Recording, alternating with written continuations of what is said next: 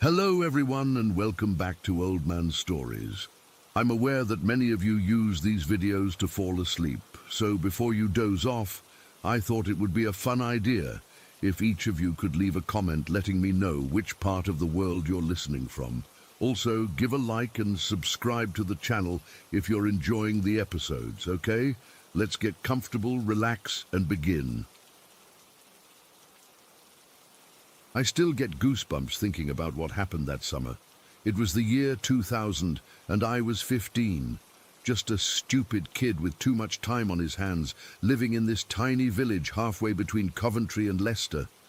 One of those places where everyone knows everyone, and the biggest excitement was when someone got a new car. Me, Darren, and Kyle were bored out of our minds that Saturday. School had been out for about 2 weeks, and we'd already exhausted all our usual hangouts: the creek, the abandoned train station, the woods behind the comprehensive school. We were sitting on this low stone wall by the village green, sharing a pack of crisps and moaning about how nothing ever happened here. "Let's go to Jim's place," Kyle suggested, crushing his empty crisp packet into a ball. Jim Caldwell was this old bloke who lived in a big Victorian house at the edge of the village. Must have been in his 70s at least. He wasn't unfriendly, but he kept to himself mostly. The only time anyone really saw him was when he'd go into town once a week for groceries or when he'd work in his garden. People said he used to be some kind of antiques dealer or collector before he retired. "He's gone to his sister's for the weekend," Kyle continued. "My mum told me. She's in hospital or something." "So what?" I asked. "So his house is empty," Kyle said with this look that meant trouble. "And I know where he keeps the spare key." I should have said no right then. Should have told Kyle he was being a proper idiot and walked away. But I didn't. There's this weird pressure when you're 15, this need to seem brave and cool in front of your mates.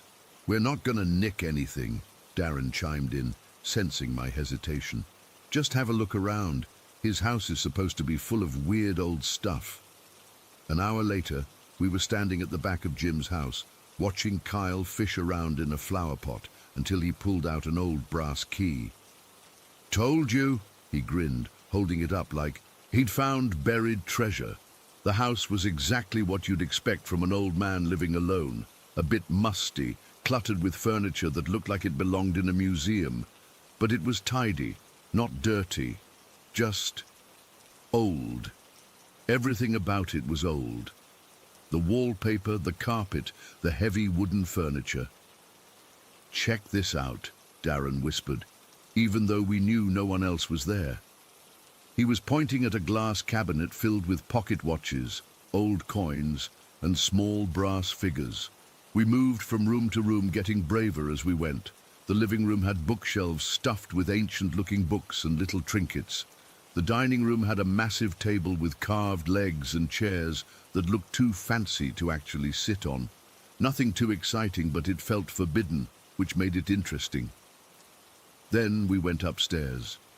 The staircase creaked under our feet, and I remember thinking that if this were a horror film, this would be the part where the audience starts yelling at the screen for the characters to turn back.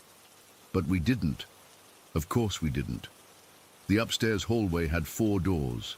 The first was a bathroom, old-fashioned with a clawfoot tub and tiles that might have been white once but had yellowed with age.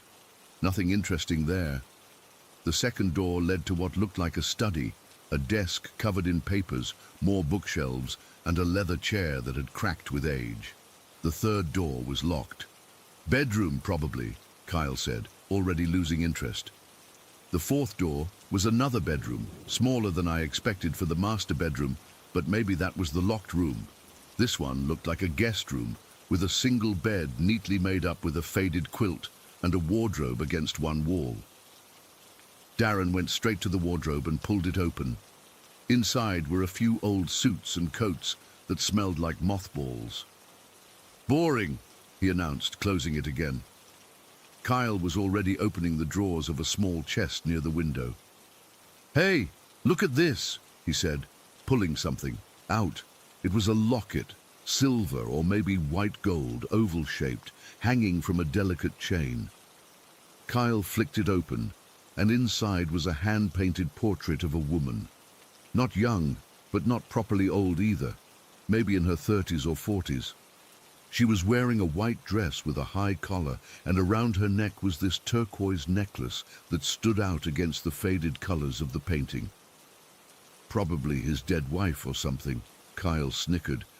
But there was something about the portrait that made me uneasy. The eyes seemed wrong somehow, too intense, too alive for a painting. "Give it here," I said, taking it from Kyle. The moment the locket touched my palm, I felt a weird sensation, like when you touch something metal in the winter and it's so cold it almost burns. "Is it just me, or did it just get freezing in here?" Darren asked, rubbing his arms. He was right. The temperature had dropped suddenly, like someone had left a window open in the dead of winter, except it was July. I was still staring at the portrait when I noticed something that made my stomach lurch. The eyes in the painting, they were following me. I know how mental that sounds, but I swear on my life, when I moved the locket slightly, the eyes moved too, staying fixed on me. "Guys," I started to say, but then we all froze as we heard the unmistakable sound of the front door opening downstairs, followed by the heavy thud of it closing. We looked at each other in panic. Had Jim come back early? Was it someone else? "Hello?" Kyle called out, trying to sound casual, but his voice cracked. "Jim? Is that you?" No answer. Just footsteps. Slow, deliberate footsteps moving across the entryway downstairs. "We should go," I whispered, shoving the locket into my pocket without thinking. "Now." We moved toward the bedroom door, but the footsteps were coming closer, heading for the stairs. "Jim," Darren tried this time, louder. We found your spare key and wanted to make sure everything was all right." Still no answer. Just those footsteps, now on the first step of the stairs. Then the second, climbing slowly, steadily. We moved into the hallway, planning to rush past whoever it was and bolt down the stairs. But when I looked at the staircase, there was no one there, no one visible at least, but the sound of footsteps continued, step by step, getting closer.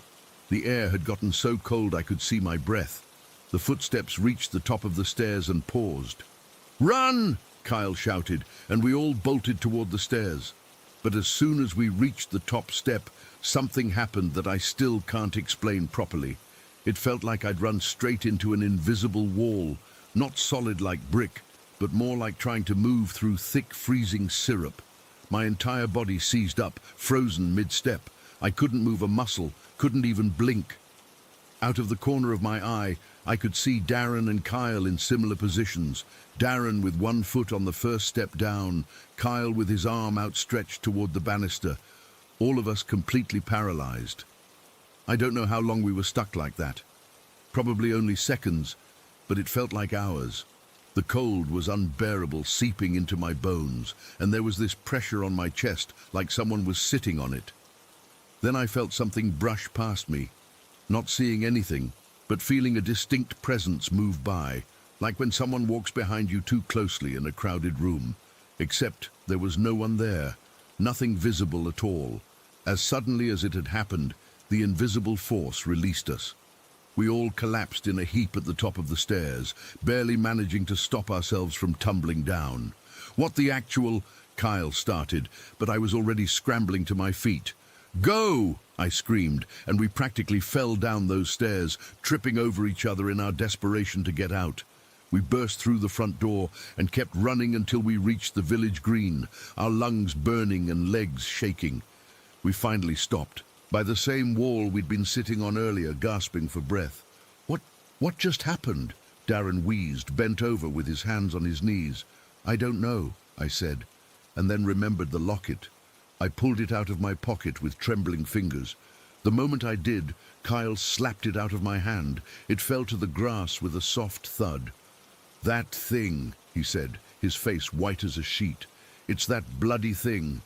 When you picked it up, that's when everything went weird." We stared at the locket lying innocently on the ground. The clasp had popped open again, and the woman's face stared up at us. In the sunlight, the painting looked normal, just an old portrait, nothing sinister. "We need to take it back," Darren said. "Are you mental?" Kyle looked at him like he'd grown a second head. "I'm not going back in that house." "We have to," I insisted, though the thought made me feel sick. "Whatever happened, it started when I took this. We need to put it back exactly where we found it." In the end, it took us until dusk to work up the courage. We decided we'd all go together, straight up to the bedroom, put the locket back, and get out. No detours, no hanging around. The house was quiet when we entered, the key still fitting perfectly in the lock. We moved as a tight group, practically stepping on each other's heels. Up the stairs, which thankfully remained just stairs this time, down the hall, into the bedroom. I placed the locket exactly where Kyle had found it, in the second drawer of the chest. "I'm sorry," I whispered, not sure who or what I was apologizing to. We backed out of the room, never turning our backs to the chest, then hurried downstairs and out of the house. I returned the key to its flower pot, and we left, swearing never to speak of it again. 2 days later, Jim Caldwell returned home. I saw him in his garden the next weekend, tending to his roses like nothing had happened. I wondered if he knew we'd been there, if he'd noticed anything amiss. I never had the courage to ask. I did some research later, trying to make sense of what happened. Found out that some people believe personal possessions, especially jewelry, can retain energy from their owners. That antiques can sometimes carry echoes of the past. I don't know if I believe in ghosts or whatever you want to call what happened that day. All I know is that for those few seconds at the top of those stairs, something impossible held us in place. Something that shouldn't exist in the rational world I thought I lived in. It's been over 20 years, and I've never touched another antique that didn't belong to my family. Some lessons you only need to learn once. Whatever was in that house, whatever was connected to that locket, it made one thing perfectly clear. Some things from the past don't want to be disturbed, and I'm more than happy to leave them be. Story 2.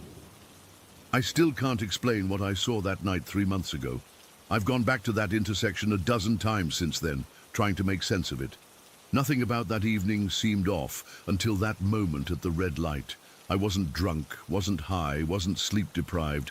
I was just driving, like any other night. It was a Thursday in October, around 9:30 at night. Alex and I were heading to Mike's place for a game night. Nothing special, just cards and beer with friends. We were running late because I couldn't find my phone, which had somehow slipped between the couch cushions. By the time we left, it was already dark. Our suburb isn't exactly rural, but it's not downtown either. Streets are well lit normally, houses spaced comfortably apart, and traffic is usually pretty light after 8. We were taking our usual route, the one I've driven hundreds of times before. We were about 10 minutes from Mike's house when we hit the red light at Oak Ridge and Westmore. It's a normal 4-way intersection with a gas station on one corner and a little strip mall on another. Nothing special about it at all. I remember checking the time on the dashboard, 9:37 p.m., and thinking Mike would give us shit for being late again. That's when I noticed something odd about the streetlights ahead. There was this stretch of road, maybe 40 feet long, where 3 or 4 consecutive streetlights were dimmed. Not completely out, but definitely darker than they should have been. It created this pocket of shadow that seemed weirdly out of place. The rest of the street was normally lit, but this one section was just dark. I remember thinking it was a maintenance issue, that the city would probably fix it in a day or two. Nothing worth commenting on, really. Just one of those things you notice and then forget about. I was drumming my fingers on the steering wheel, waiting for the light to change, when I saw movement in that shadowy stretch.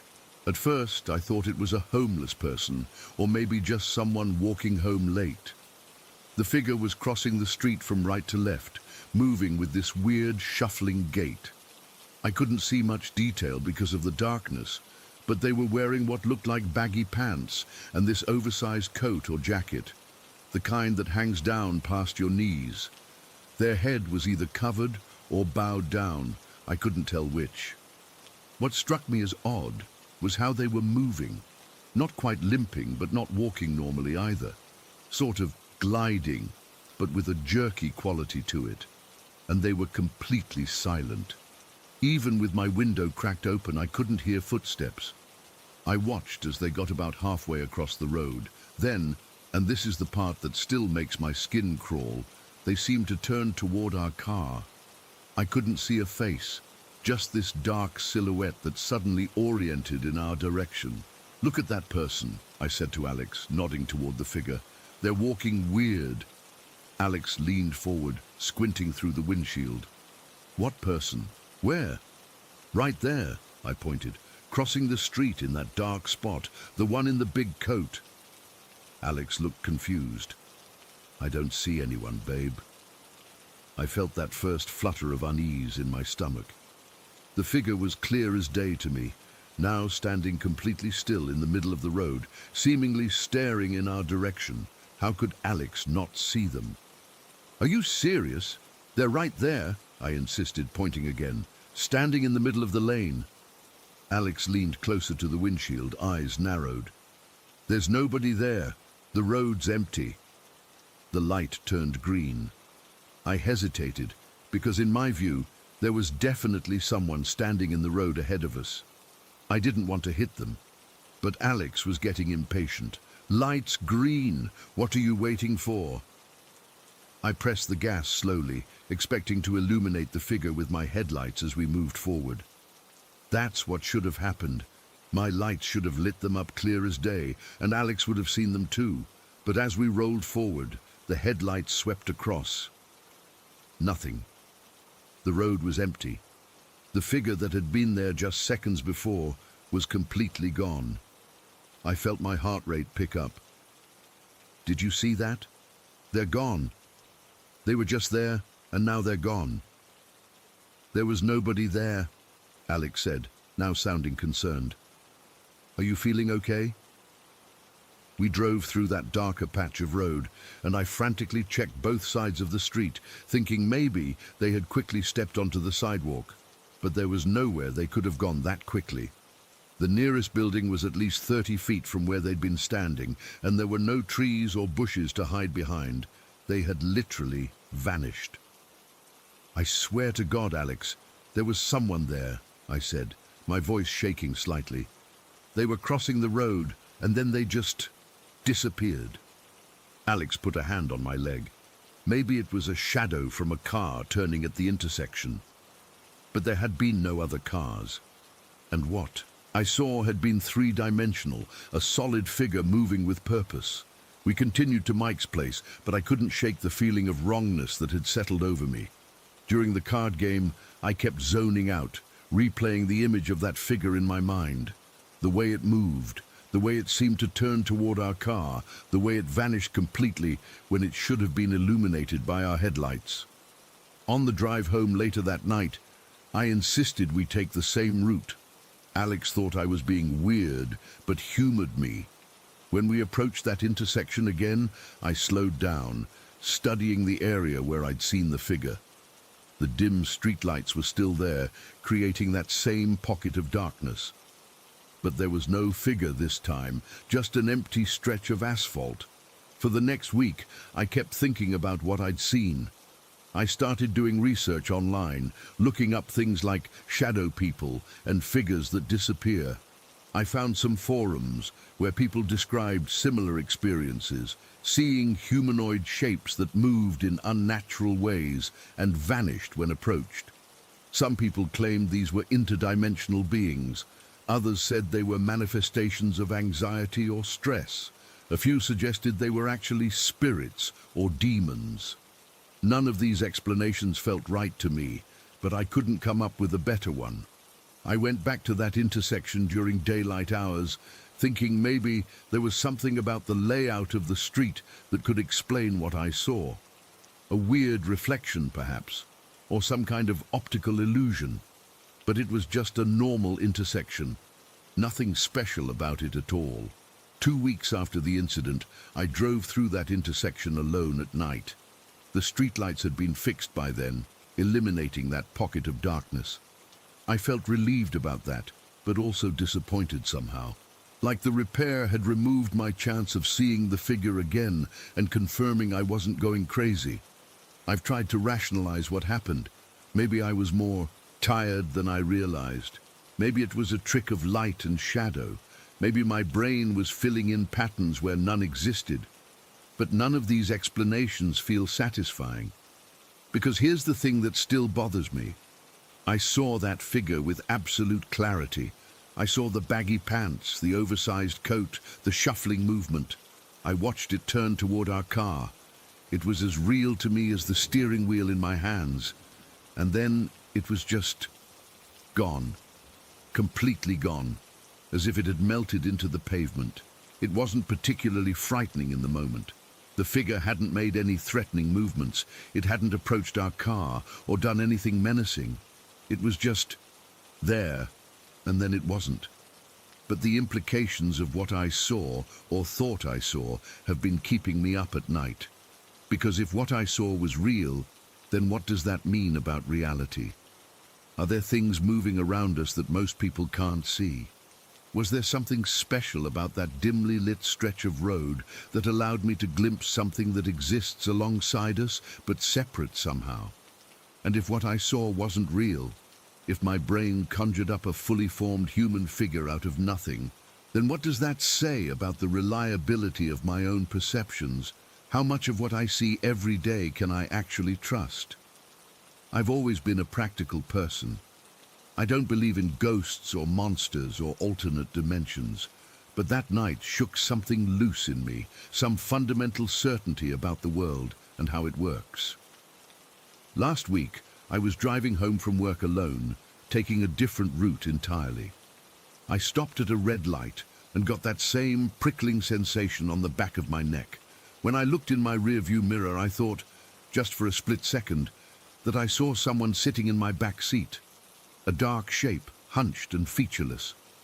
But when I whipped around to look, the seat was empty. Just my imagination running wild, probably, the power of suggestion and all that. But now I find myself checking my back seat.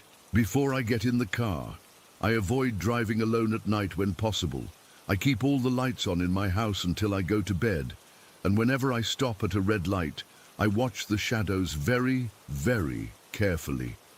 The thing is, I've never told anyone else about this besides Alex.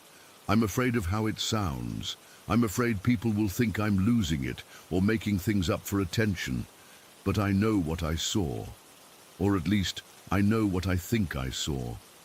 And sometimes late at night when I can't sleep, I wonder if that figure is still out there, shuffling across darkened streets, visible only to certain people at certain times, for reasons we can't understand. What bothers me most isn't the possibility that I saw something supernatural. It's the possibility that there's a whole layer of reality happening right alongside us that most of us never notice. How many times have I driven through that intersection before that night? Hundreds, probably. Was that figure always there, crossing that street over and over, waiting for someone to finally see it? Or was I the first? And if so, why me? Why then? I don't have answers, just questions that keep me awake at night. And a new habit of always checking the shadows when I drive after dark. Story 3. I've been hesitating to share this for weeks now, but I can't stop thinking about what happened, and I need to know if anyone else has experienced something similar. I'm still trying to make sense of it all. About a month ago, I was having a pretty normal day at home. For context, I'm originally from Brazil, but I've been living in the US for about 3 years now. I work from home most days, and that particular morning, I was feeling really tired after staying up late the night before finishing a project. Around 11 in the morning, I decided to take a quick nap, since my next meeting wasn't until 2 in the afternoon. I remember lying down in my bed, scrolling through my phone for a bit before putting it on the nightstand. My bedroom is on the second floor of my house, which is in this really quiet suburban neighborhood where basically nothing ever happens. It's the kind of place where people don't even lock their doors sometimes, though I always do because, well, old habits. So I'm lying there, right on the edge of falling asleep, but still kind of aware. You know that weird in-between state? That's when I felt it. It's hard to explain, but I suddenly had this overwhelming sensation that someone or something had just entered my room through the window. I didn't hear glass breaking or anything, just this presence, like when you can feel someone staring at you. I was frozen, completely frozen. I could feel whatever it was moving around my bed, circling it slowly. Then I felt it move past me and out my bedroom door, into the hallway. I wanted to jump up and look, but my body wouldn't move. My heart was pounding so hard I could hear it in my ears. After a few seconds, I managed to convince myself I was just experiencing those weird pre-sleep hallucinations. You know, like when you're almost asleep and suddenly feel like you're falling. I reminded myself that my windows were locked. I had checked them before lying down, like I always do. Plus, I'm on the second floor. There's no way anyone could have climbed in without making noise. Eventually, I calmed down enough to actually fall asleep. And that's when things got really weird. I had this dream, but it wasn't like any dream I've ever had before. It was incredibly vivid, like HD vivid. In the dream, I got up from my bed and walked down the hallway to my living room. Everything was exactly like it is in real life. The slightly crooked picture frame on the wall that I keep meaning to fix, the stack of mail on the side table, even the coffee mug I'd left on the counter that morning. I remember walking over to this cabinet I have in the living room. It's this old wooden thing I bought at a yard sale when I first moved here. For some reason, I felt compelled to open it. When I did, I almost jumped out of my skin. There was this being sitting inside.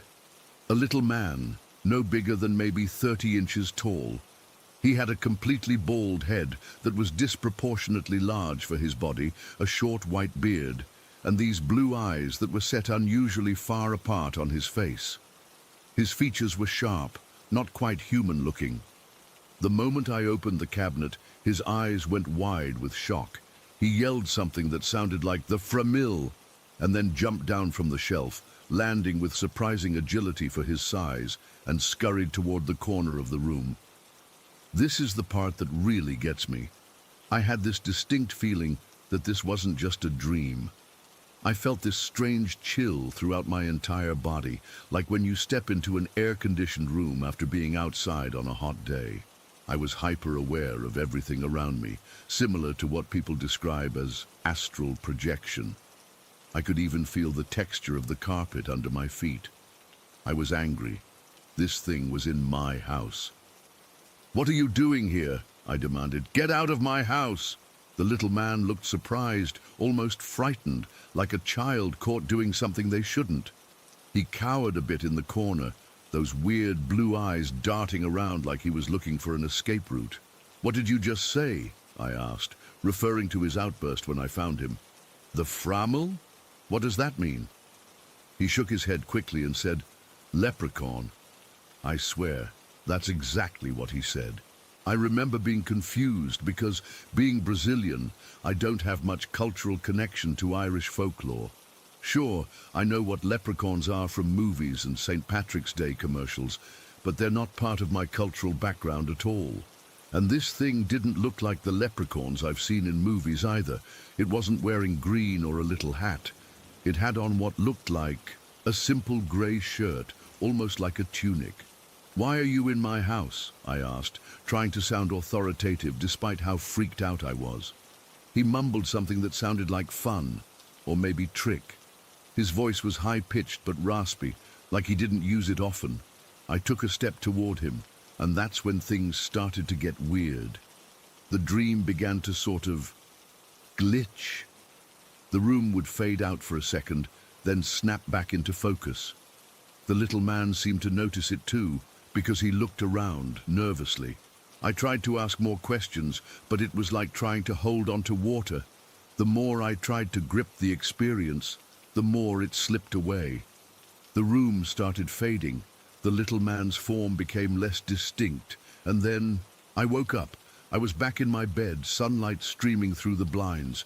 My phone showed it was 1:30 in the afternoon.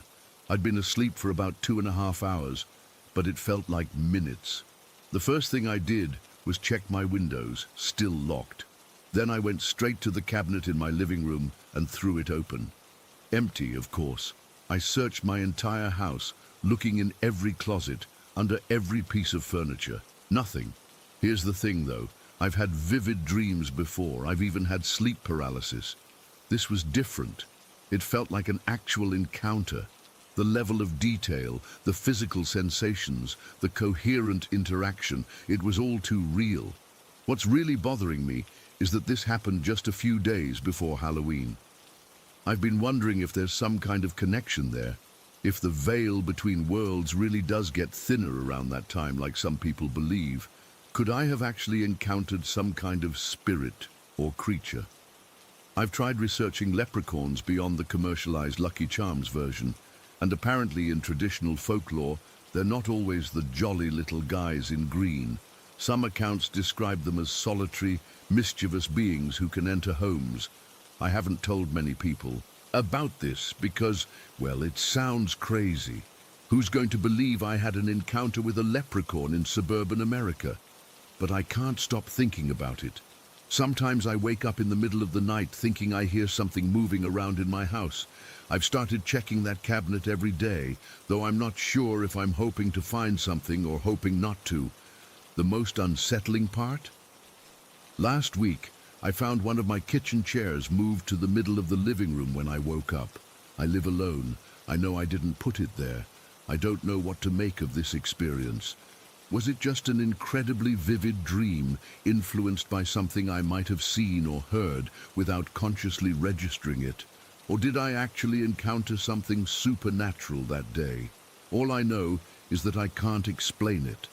And I haven't been able to shake the feeling that whatever that thing was, it's still around somewhere, watching and waiting.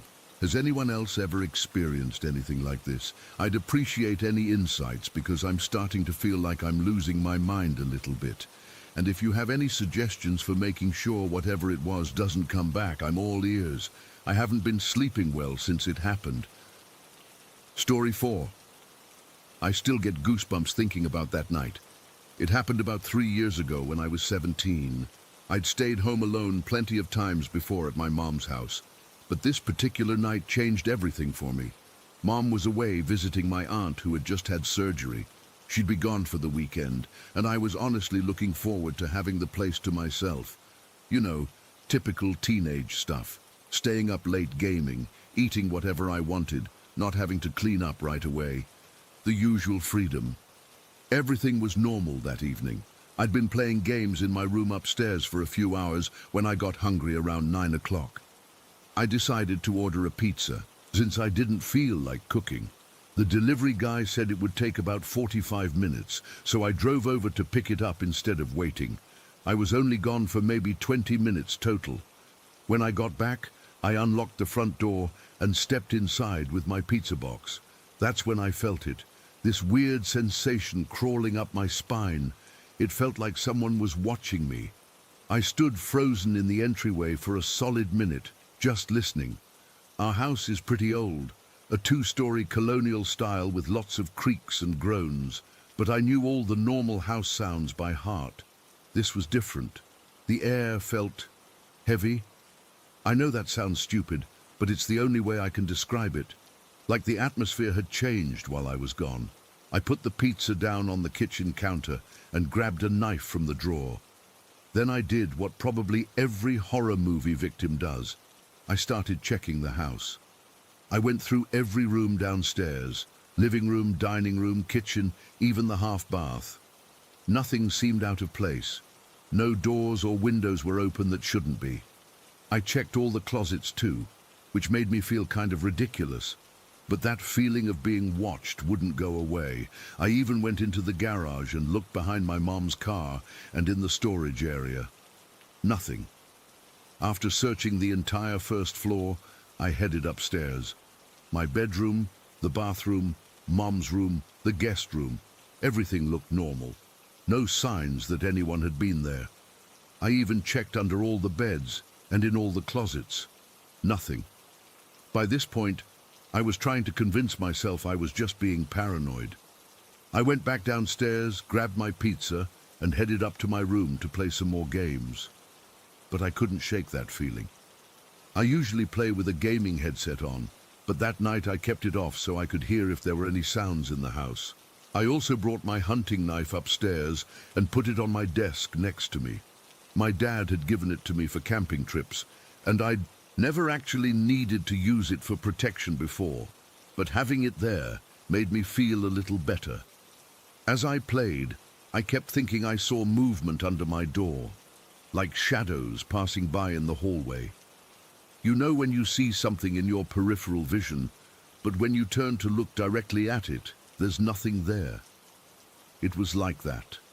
Every few minutes, I'd pause my game and listen, but the house was completely silent.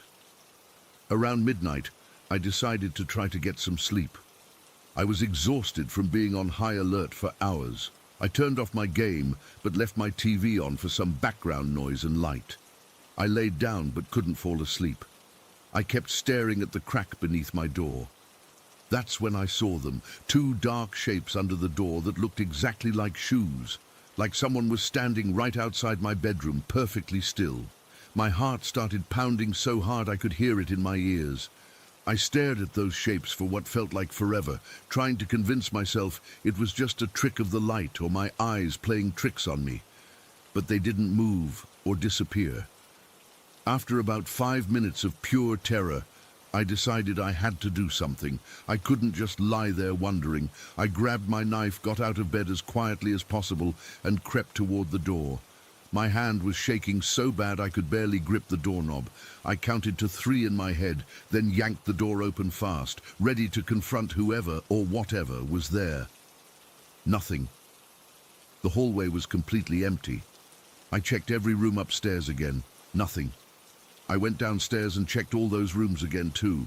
Still nothing. I was starting to think I was losing my mind. I went back to my room, but this time I left the door wide open and kept my light on. There was no way I was going to sleep, so I sat on my bed with my back against the wall and watched videos on my phone to distract myself. That's when I heard it. Footsteps. Heavy, slow footsteps coming up the stairs. Our stairs are old, wood, and they creak in specific places when you step on them. These footsteps hit every single creaky spot, one by one, like someone deliberately taking their time. Step, creak, step, creak. I knew exactly how many steps there were, 15, and I counted each creak as whatever it was made its way up. My entire body went cold. I couldn't move. I couldn't breathe. I just sat there, clutching my knife, as the footsteps got closer and closer to the top of the stairs. When I heard the final creak, the 15th step, I snapped out of my paralysis. I bolted from my bed to the bathroom across the hall, slammed the door shut, and locked it. My hands were shaking so badly I could barely dial 911 on my phone. The dispatcher tried to keep me calm while officers were on their way, but all I could do was whisper and cry. I was terrified that whoever was out there would hear me. I stayed locked in that bathroom until I heard police knocking on our front door about 10 minutes later. 2 officers searched the entire house. They found no signs of forced entry. All the doors and windows were locked from the inside. There was no one in the house except me. They even checked the basement and the garage again. Nothing. One of the officers stayed with me until morning when my mom came home. I told her everything, and even though the police didn't find anything, she believed me. We decided to search the house ourselves in daylight just to be sure. That's when we found something both the police and I had missed. In my bedroom closet, there was a small attic hatch in the ceiling that was slightly ajar. I had never even noticed it before. I didn't even know we had attic access in my closet. Mom said she didn't know about it either. The previous owners had never mentioned it when she bought the house 5 years earlier. We called the police back and they came and checked the attic, but found nothing up there except some old insulation and dust. No signs that anyone had been up there recently. But I knew what I had heard. Those footsteps were real. Mom and I packed some bags that day and stayed at a hotel for a week. When we eventually came back, I refused to sleep in my room. I moved my stuff to the guest room downstairs and never spent another night alone in that house. About 6 months later, Mom reached out to the previous owner, a woman who had inherited the house from her parents. We learned that the house had been built by her parents in the 1970s, and her father had died in what later became my bedroom. He had passed away in his sleep from a heart attack. Here's the part that still gives me chills. Almost 2 years after this happened, I was at a friend's party and met this woman who described herself as a medium. I'm not usually into that stuff, but after a few drinks, I ended up telling her my story. Before I even got to the part about the footsteps, she interrupted me. Those were heavy steps, weren't they? He was a big boy. I hadn't described the footsteps as heavy to her. I hadn't described them at all yet. I just stared at her, completely freaked out. There's one more thing I didn't mention. The morning after it all happened, when Mom and I came back to the house, my bedroom door was closed. I specifically remember leaving it open when I ran to the bathroom. The police had found it open when they searched the house, but somehow overnight it had closed. I'm 20 now and living in a college dorm. Mom still owns that house, but she's renting it out. I've never stayed there alone again, and I never will.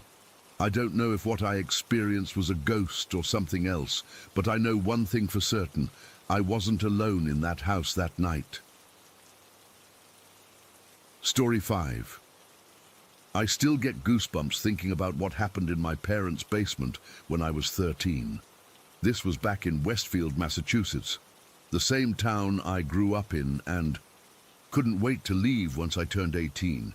Our basement wasn't like most people's basements. It wasn't some dark, creepy storage space with concrete floors and exposed pipes. My parents had fully finished it when I was about 9, turning it into this awesome hangout spot. They'd installed carpeting, put in a decent-sized TV. This was back in the early 2000s, so not like the massive flat screens everyone has now. Added a comfy L-shaped couch, a pool table, and even a Murphy bed that folded out from the wall for when we had guests staying over. It was basically the perfect teenage hangout spot, which is why my friend Lily and I were down there having a sleepover on a Friday night in October.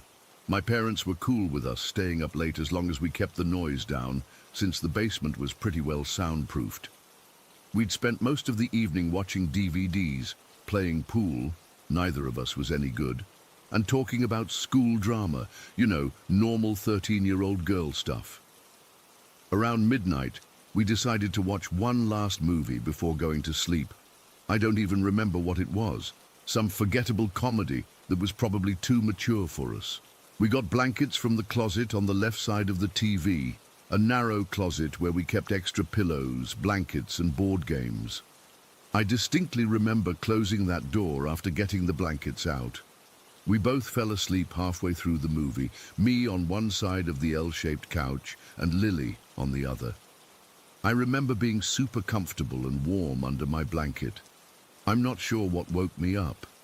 Maybe it was the DVD menu music that had been looping for hours by that point. You know how DVDs used to do that? Play the same 30-second clip of music over and over when you got back to the menu screen? It seemed so much louder in the middle of the night, echoing through the basement. The TV was still on, casting this weird yellowish glow across the room. The rest of the basement was pitch black. I remember checking the time on my flip phone. It was 3:17 a.m. That time is burned into my brain forever. At first, I was just annoyed by the sound and was going to get up to turn off the TV. That's when I noticed something that made my stomach drop. The closet door to the left of the TV was open about 3 or 4 inches. I specifically remembered closing it earlier, and it wasn't the type of door that would just drift open on its own. My brain was still foggy from sleep, so I was trying to process this when I noticed something that made my entire body go cold. There was something standing in front of the TV. It wasn't exactly a person. It was more like a shadow, but standing free in the room, not cast against any wall. It was tall and unnaturally skinny, maybe 7 feet tall and completely black. Not like black clothing, more like a void, a complete absence of light that somehow had a shape. It didn't have any distinguishable features that I could see. No face, no clothes, nothing. Just this human-shaped darkness that seemed to be made of some kind of dark mist or smoke, but still solid enough to block out part of the yellow glow from the TV behind it. I couldn't move, I couldn't scream, I couldn't even blink. It was like my entire body had shut down from pure terror. I just laid there, half sitting up, staring at this thing, trying to convince myself I was dreaming, or that it was just a weird shadow from something in the room. Then it moved, not like a person moves, with steps or normal motion. It sort of shifted, like when you see smoke drifting. And I swear to God, it was like it suddenly realized I was watching it. There was this feeling, this absolute certainty, that it had noticed me noticing it. In one fluid motion, this shadow thing drifted toward the partially open closet door. It didn't walk, it just glided across the floor. Then it slipped through that small opening into the closet, and the door clicked shut behind it. The click of that door shutting is a sound I'll never forget. It wasn't loud, but in that silent basement it might as well have been a gunshot. I was completely frozen. My throat felt like it was closing up. I couldn't even call out to Lily, who I thought was still asleep on the other side of the couch. My mind was racing, trying to explain what I'd just seen. Maybe it was a burglar. But how did they move like that? Maybe it was some weird reflection. But the door had physically closed. That's when Lily suddenly sat bolt upright on her side of the couch. She didn't slowly wake up or stretch or anything. 1 second she was lying down, and the next she was sitting straight up, staring at the closed closet door with eyes so wide I could see the whites all around her irises, even in the dim light. She turned to me and said, in the most serious voice I've ever heard from her, "Did you just fucking see that?" I can't express the mixture of relief and absolute horror I felt in that moment. Relief because I wasn't crazy. I hadn't imagined it. Horror because whatever I'd seen was real enough for Lily to see it too.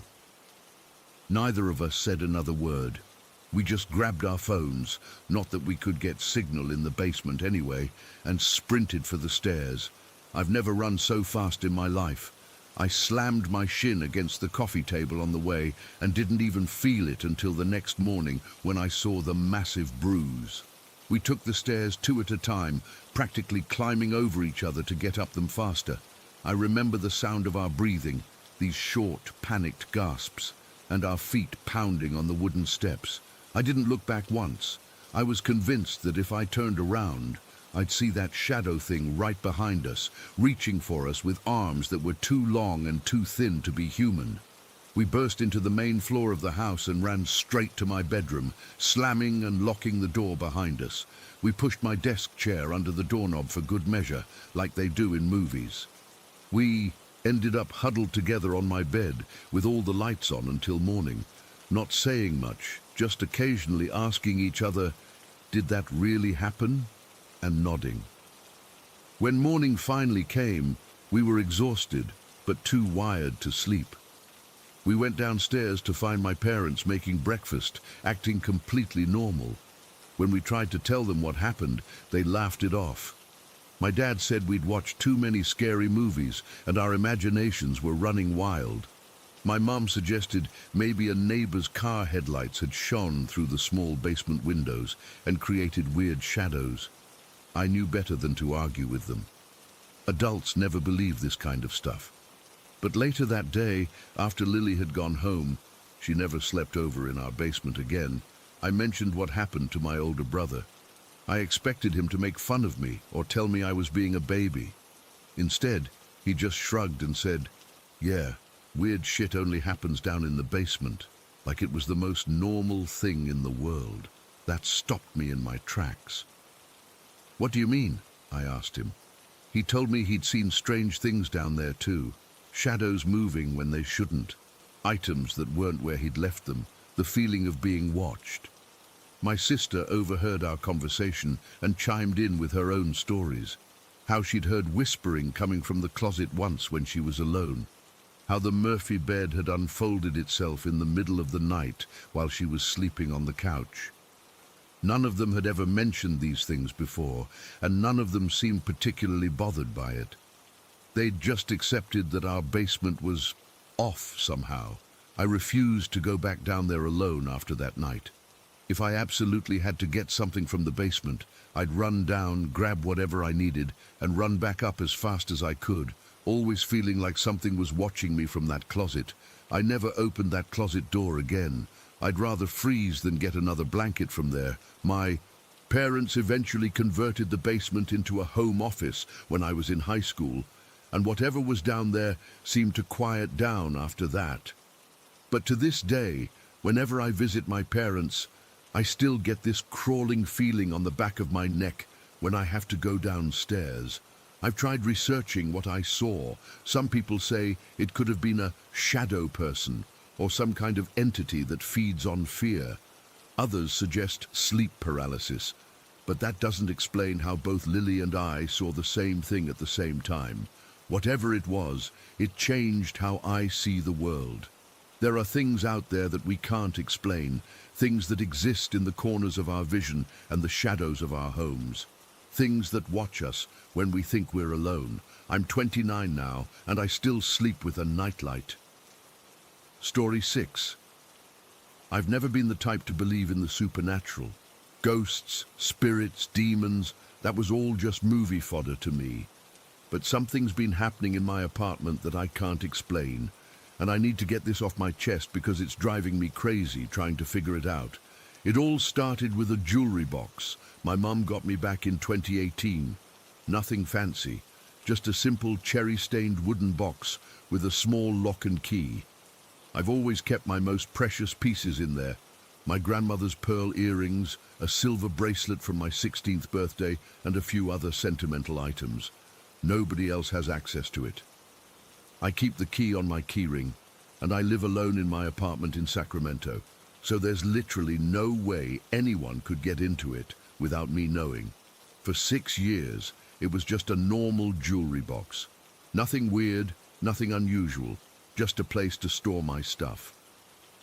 Last month, I decided to do some spring cleaning. I was in one of those moods where you just want to organize everything, you know? So I dumped out the entire contents of my jewelry box onto my bed and started sorting through it all. I cleaned each piece with jewelry cleaner, untangled all the necklaces, paired up earrings that had gotten separated, and took inventory of exactly what I had. I remember being thorough about it. I even wiped down the inside of the box with a damp cloth and let it dry before putting everything back, all neatly organized. Fast forward to last Tuesday. I was getting ready for a dinner with friends and wanted to wear my grandmother's pearl earrings. I unlocked the jewelry box, opened the lid, and immediately froze. Right on top of all my jewelry was a coin on a long, thin silver chain, an Australian coin with Queen Victoria's face on it. It was just lying there, draped across everything else, like someone had carefully placed it there.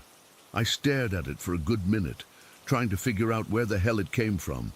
I picked it up and examined it. It looked old, definitely not something I'd ever seen before.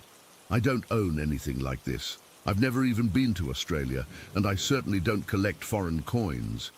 My first thought was that maybe I'd somehow overlooked it during my cleaning session, but that was impossible. I had emptied the entire box, handled each piece individually. There's no way I would have missed something so distinctive. Plus, it was placed right on top of everything, not tangled with other pieces or tucked away in a corner. I called my mom immediately. "Mom, did you put something in my jewelry box recently?" I asked, trying to keep my voice steady. "No, honey. Why would I? I haven't been to your place in weeks." I described the necklace to her, and she had no idea what I was talking about. I texted a photo to her, and she confirmed she'd never seen it before, and definitely hadn't given it to me. I asked my closest friends if they'd played some kind of prank, but everyone denied it. Besides, how would they have gotten into my locked jewelry box? The lock wasn't damaged, and I always keep the key with me. That night at dinner, I showed the necklace to my friends. They passed it around, examining it with curious expressions. Maybe it's valuable, my friend Megan suggested. It looks pretty old. But where did it come from? I insisted. I literally cleaned out my entire jewelry box last week. This wasn't there. They all exchanged glances, clearly thinking I was either forgetful or making this up for attention. Maybe you have a jewelry fairy, laughed my other friend Derek, or a portal in your jewelry box that leads to some treasure trove.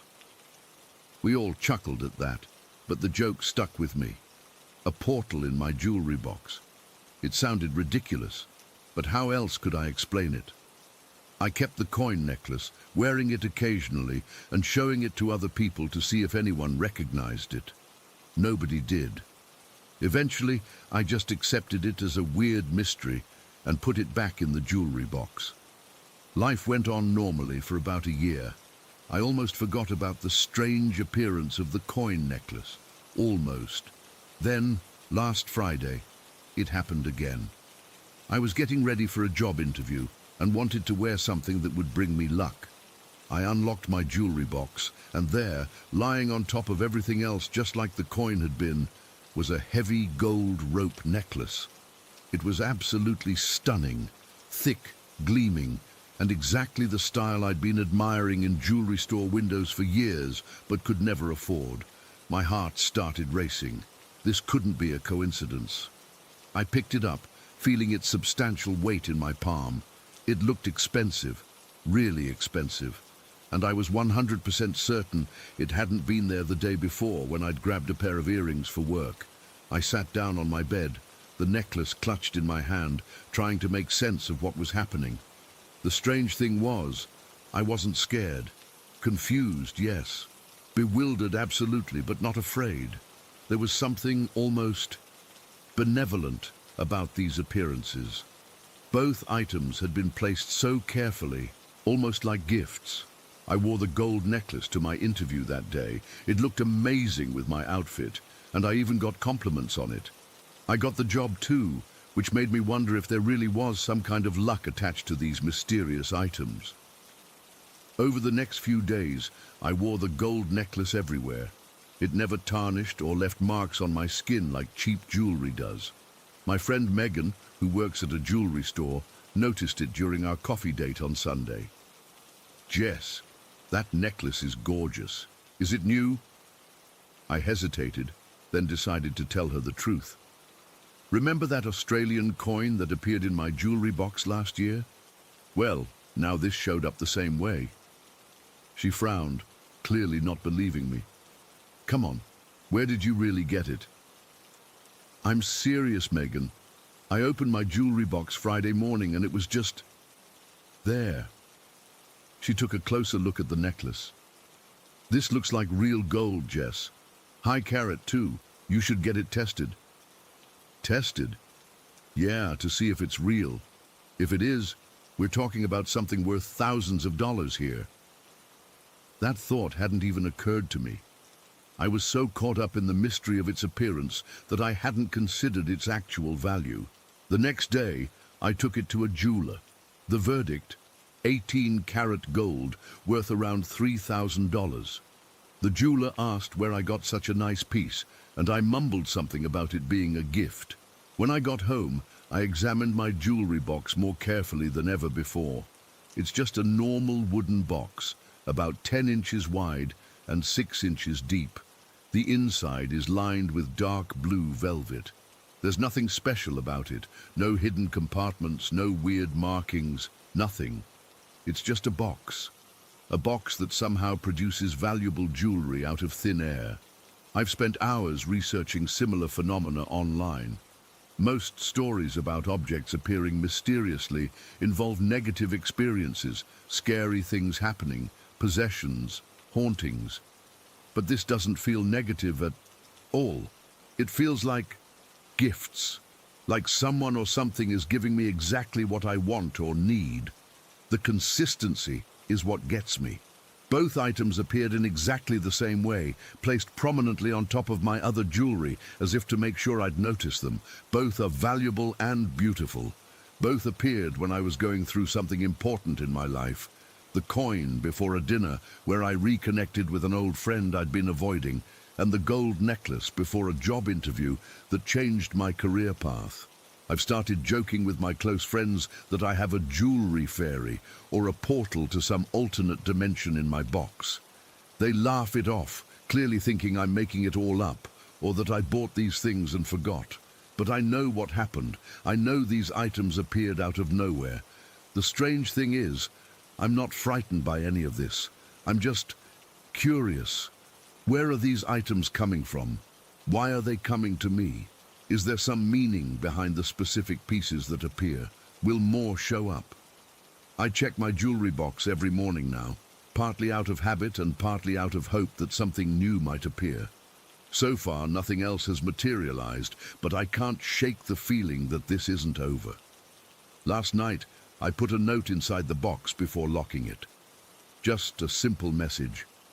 Thank you for the gifts. Who are you? I don't know if I'll get an answer, but it seemed worth trying. The rational part of my brain keeps trying to come up with logical explanations. Maybe I'm sleepwalking and buying these things online. Maybe I have some kind of dissociative episode where I forget purchasing them. But I've checked my bank statements, my credit card bills, my browsing history. There's no evidence I've bought anything like these items. What makes it even weirder is that the gold necklace is exactly what I've wanted for years. It's like someone read my mind or knew my taste perfectly. The Australian coin is more random, but still beautiful and valuable. Last week I went to a psychic. I know, not something I would normally do, but I'm desperate for answers. I didn't tell her about the jewelry box right away. I just asked if she sensed anything unusual around me. She looked at me for a long time, then said, "Someone's watching over you, someone who's not here anymore but still cares deeply for you." I got chills when she said that. My grandmother passed away 5 years ago. She always loved jewelry, collected it, treasured it. Could it be? No, that's ridiculous, isn't it? But then, how do I explain what's happening? I've considered setting up a camera to record the jewelry box overnight, but part of me is afraid that if I try to catch whatever is happening, it will stop. It's like Schrödinger's jewelry box. As long as I don't observe the process, the magic can continue. Yesterday, I cleaned out the jewelry box again, meticulously organizing everything just like I did before the first item appeared. Maybe this will trigger another appearance. I don't know. All I know is that somewhere in my ordinary apartment, in my ordinary life, something extraordinary is happening. And the strangest part, I'm starting to look forward to it. Whatever is going on here, whatever force or entity or cosmic glitch is at work, it doesn't feel malevolent. It feels like someone giving me gifts, sending me little treasures when I need them most. So for now, I'll keep my jewelry box locked, my key close, and my mind open. And every morning, I'll check to see if my mysterious benefactor has left me something new. If you've experienced anything similar, please let me know. I'm not crazy. I swear these items are appearing from nowhere. And until I figure out why, I'll be here, wondering what might show up next in my haunted jewelry box. Story 7. I'm still trying to make sense of what happened that night. It's been 3 months since the incident at Pomona Beach, and I find myself questioning my sanity more often than I'd like to admit. I've never been the type to believe in the supernatural or anything out of the ordinary, but what my friends and I experienced that night changed everything I thought I knew about reality. It was December 25th, Christmas night. Nick, Nate and I'm James, had spent the evening with our families and decided to meet up afterward. We're all in our early 20s, have been friends since high school, and it's kind of a tradition for us to hang out after family obligations. We live in Hawke's Bay, New Zealand, and often drive out to Pomona Beach when we want to chill. It's usually quiet, especially at night, and we like to park there, play some music and just talk. That night, we met up around 11:30 in the evening. I picked up the guys in my old Subaru. It was a clear night, unusually warm for December, and there was barely any wind. We stopped to grab some beers at the only gas station still open on Christmas night, then headed to the beach. We arrived around midnight, maybe a few minutes after. I remember checking my phone when we parked, and it was 12:10 in the morning, technically December 26th at that point. I backed my car into our usual spot that faces the beach. From there, we had a clear view of the shoreline and the water. The moon was nearly full that night, casting enough light that we could see the beach fairly clearly. We had the windows down, music playing softly, and were just catching up about our Christmas days. Nick was in the passenger seat next to me, and Nate was in the back. We'd been there for maybe 10 minutes when Nick said, "What's that light on the beach?" I looked up and saw what appeared to be some kind of strobing light near the shoreline. At first, I thought it might be teenagers setting off leftover fireworks, or maybe someone with a flashlight. It was flickering in a strange pattern, not constant like a normal light. "Should we check it out?" Nate asked from the back seat. I wasn't too concerned initially. "It's probably just some people having a late-night swim," I said. But even as the words left my mouth, something felt off. The light wasn't moving like a handheld flashlight would. It seemed to be pulsing, almost like it was breathing. I decided to flash my high beams toward the beach to get a better look. That's when everything went sideways. When my headlights illuminated the beach, what we saw still makes my skin crawl. The entire shoreline was swarming with these things. They weren't human, though they had a humanoid shape. They stood about 6 to 8 feet tall and looked like three-dimensional shadows, wearing robes with pointed hat-like shapes on their heads. But the most disturbing part was that they had no faces, just blank, featureless voids where faces should be. "What the fuck is that?" Nick's voice was barely a whisper beside me. I couldn't answer. My throat had closed up from fear. Because it wasn't just the smaller entities that terrified us. Standing among them were two massive figures that must have been at least 20 feet tall. They had the same appearance as the smaller ones, like walking shadows in robes with pointed hoods, but their sheer size was overwhelming. None of us spoke for what felt like forever. We were frozen, just staring at this impossible scene. Then I made a huge mistake. I kept my high beams on.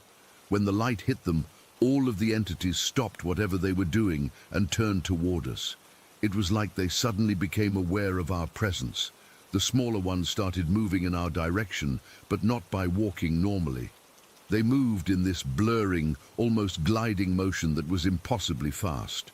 Within seconds, they had formed a perfect circle around my car. "Start the car, James. Start the fucking car." Nate was screaming from the back seat, but I couldn't move. My hands were shaking so badly I couldn't even reach for the keys. The entities began to move in a single-file circle around us, but at a speed no human could match.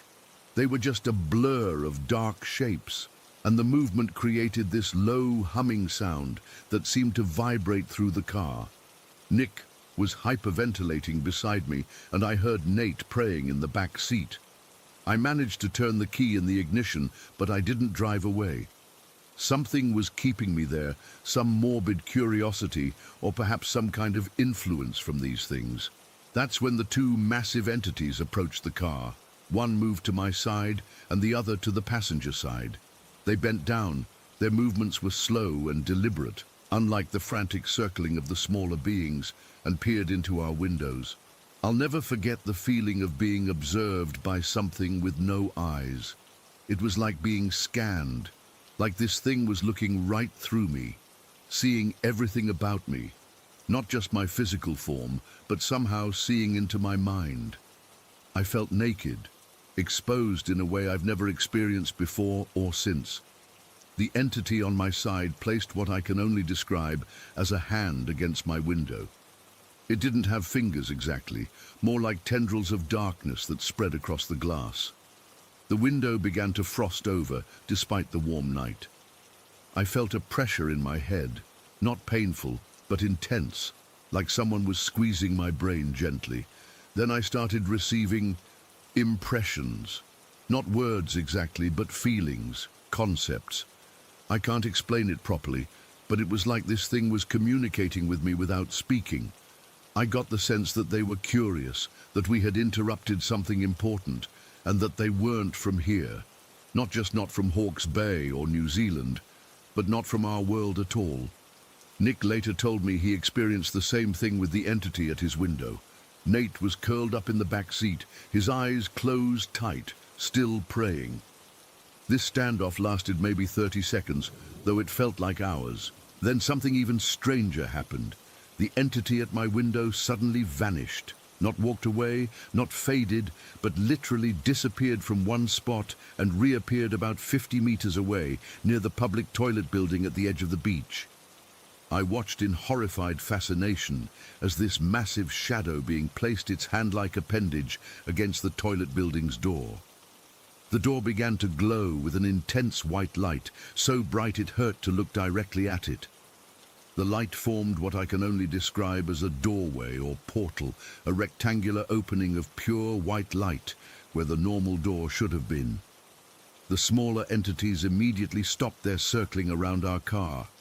They moved in perfect unison, forming neat rows, and began to file through this light doorway. It was methodical, organized, like they'd done this many times before. The sight of these shadow figures disappearing one by one into that brilliant light is something I'll never forget. The second tall entity, the one that had been at Nick's window, joined its companion by the toilet building. They seemed to be overseeing this exodus, making sure all the smaller beings went through. Once the last of the smaller entities had passed through the doorway, the two tall ones looked back in our direction. I swear I felt something like a goodbye, a dismissal perhaps, brush against my mind. Then they too stepped into the light, and the doorway closed behind them, returning to just a normal toilet building door. The entire beach was suddenly empty and dark, as if nothing had happened. "Drive, now. Please, James, drive." Nick was pulling at my arm, his voice cracking with terror. This time I did.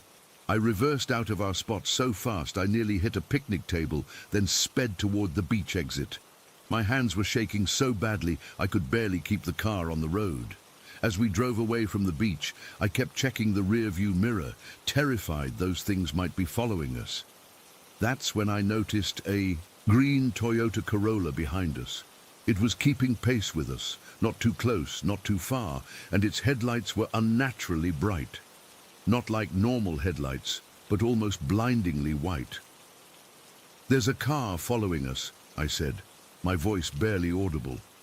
Nick twisted around to look. "How is that possible? There was no one else at the beach." I sped up, taking the coastal road way faster than I should have.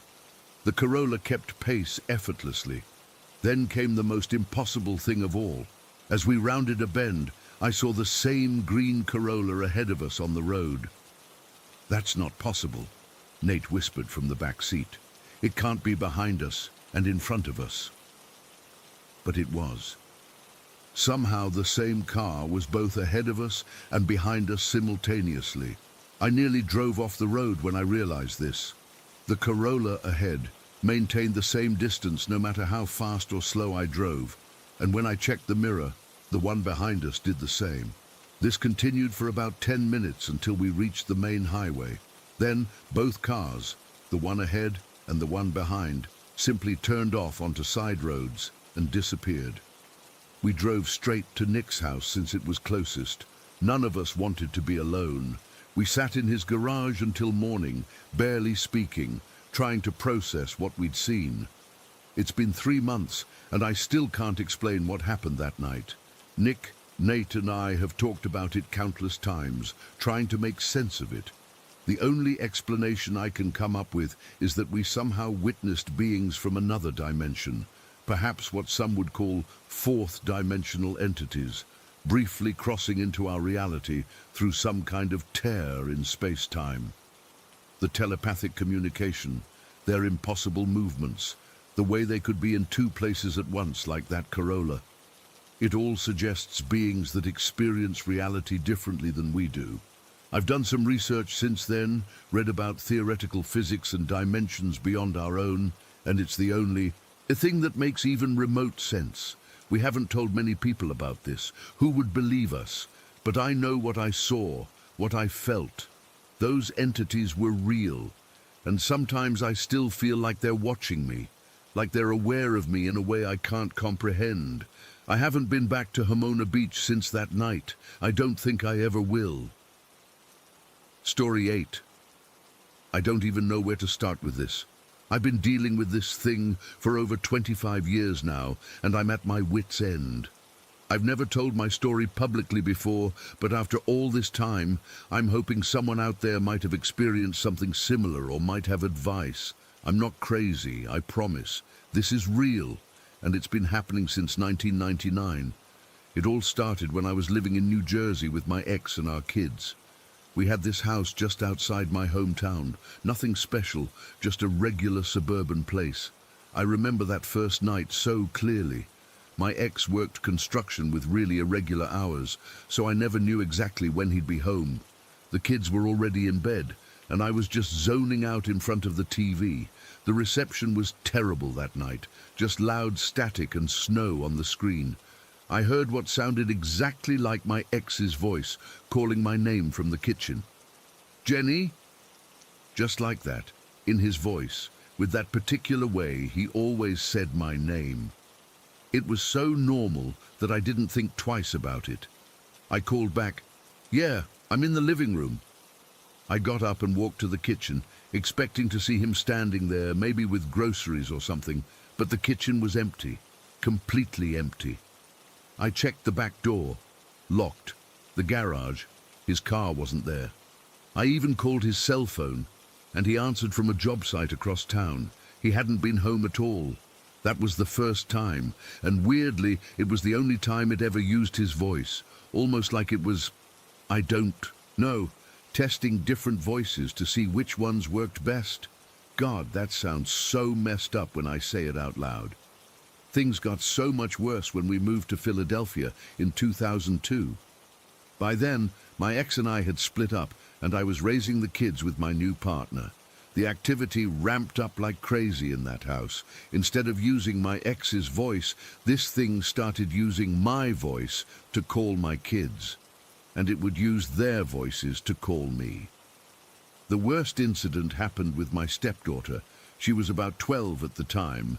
We were both upstairs, and I was literally walking right beside her down the hallway when she suddenly stopped and looked at me confused.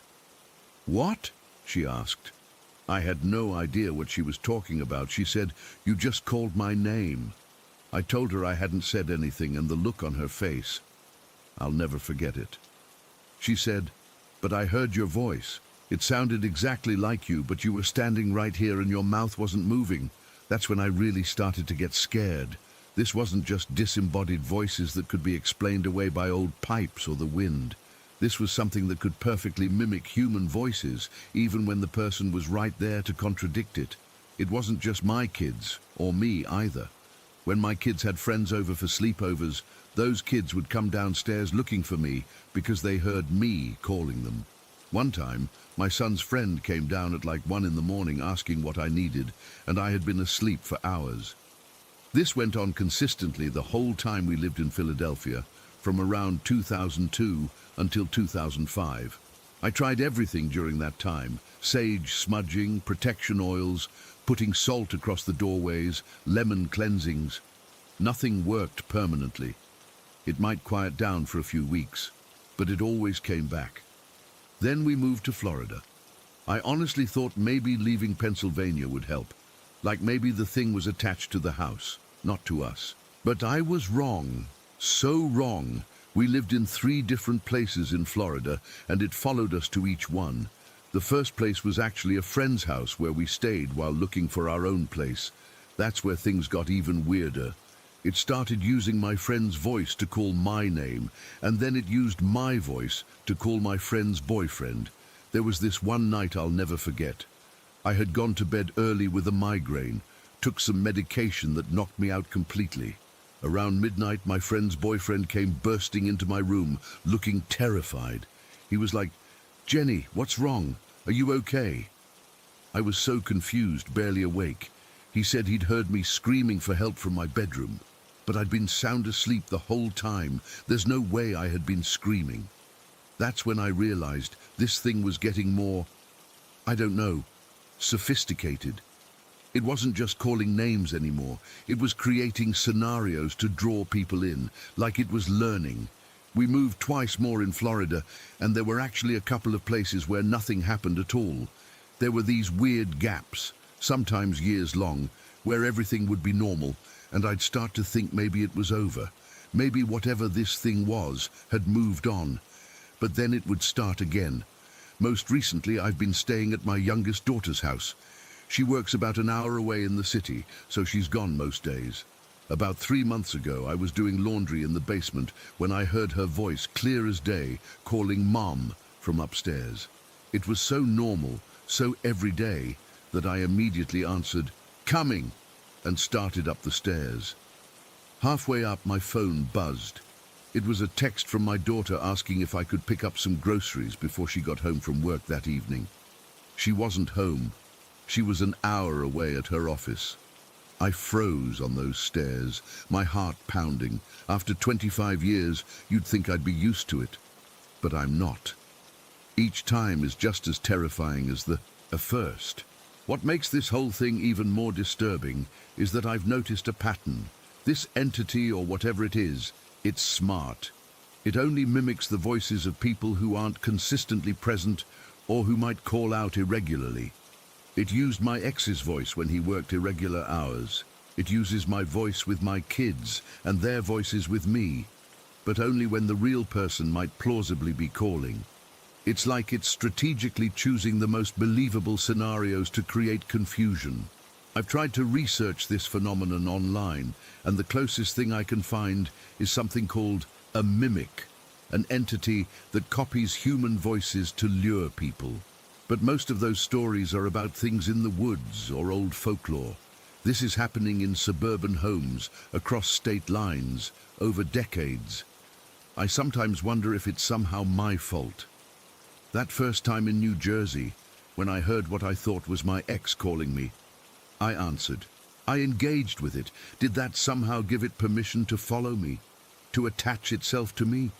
I've tried formal cleansings. I've had religious leaders come to bless my homes. I've done protection rituals. Nothing works permanently. The really messed up part is how it affects your daily life. Every single time someone calls my name now, there's this split second where I wonder, is that really them? I've developed this habit of waiting, not answering right away, trying to determine if the voice is coming from where the person should actually be. My kids do the same thing. They'll hear me call and they'll yell back, "Are you in the kitchen?" or "Are you upstairs?" They're trying to verify it's really me before they respond. Living like this for 25 years wears you down. It makes you question your sanity sometimes. But I know what I've heard. I know what my children have heard. I know what my friends have heard. This is real. The thing that keeps me up at night is wondering, what does it want? Why call our names? Why create this confusion? Is it feeding off our fear somehow? Is it just playing some sick game, or is it trying to get one of us to follow the voice somewhere? I've always been too scared to really investigate when I hear the voices. I just freeze or call out to confirm if the real person is actually there. Last week it happened again. I was in the shower and I heard my daughter's voice calling me urgently from what sounded like the kitchen. I called back, "I'm in the shower." There was no response. When I got out, I cautiously checked the house. No one was home. I called my daughter and she was still at work. I don't know how much longer I can live like this. 25 years of being stalked by something I can't see, can't fight, and can't escape.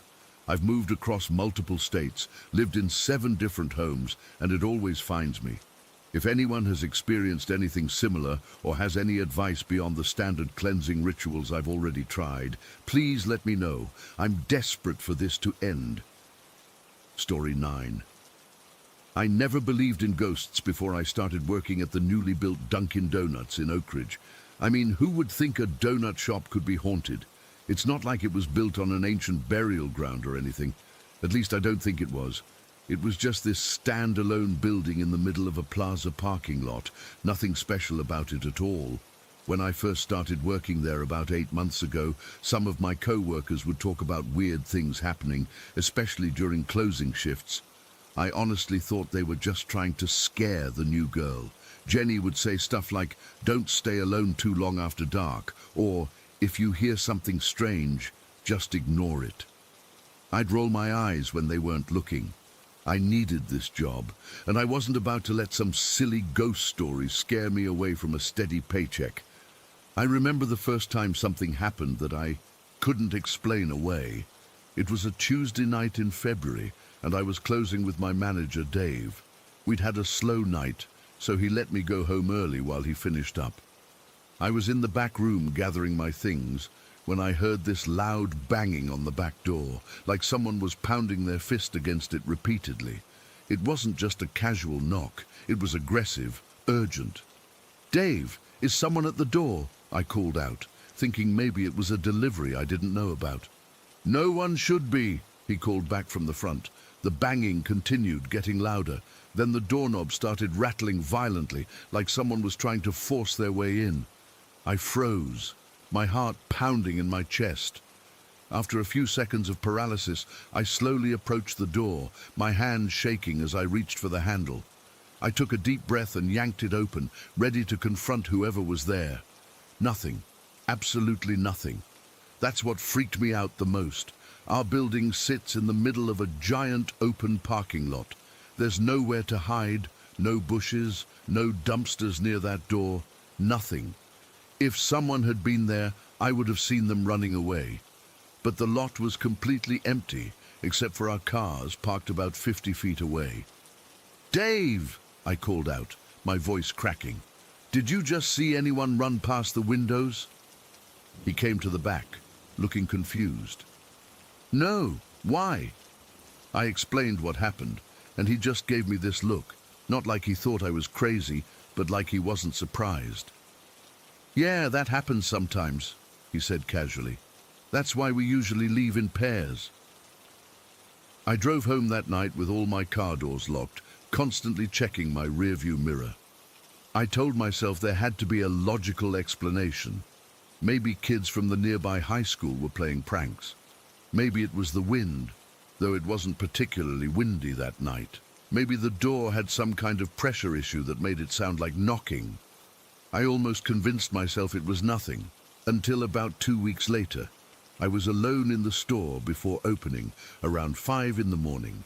The early shift is usually peaceful, just me, getting things ready before the morning rush. I was wiping down the counters when I heard someone say, "Hey, Risa."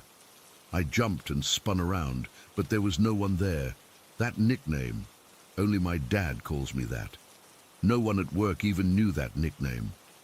I felt a chill run down my spine despite the heat from the ovens. I checked every corner of that store, the bathrooms, the storage area, behind the counter. Nothing. When my co-worker Amber arrived 30 minutes later, I was still shaken up. "You look like you've seen a ghost," she joked. "I think I heard one," I replied, not really joking anymore.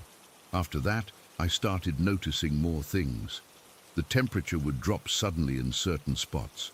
Items would move when no one was looking.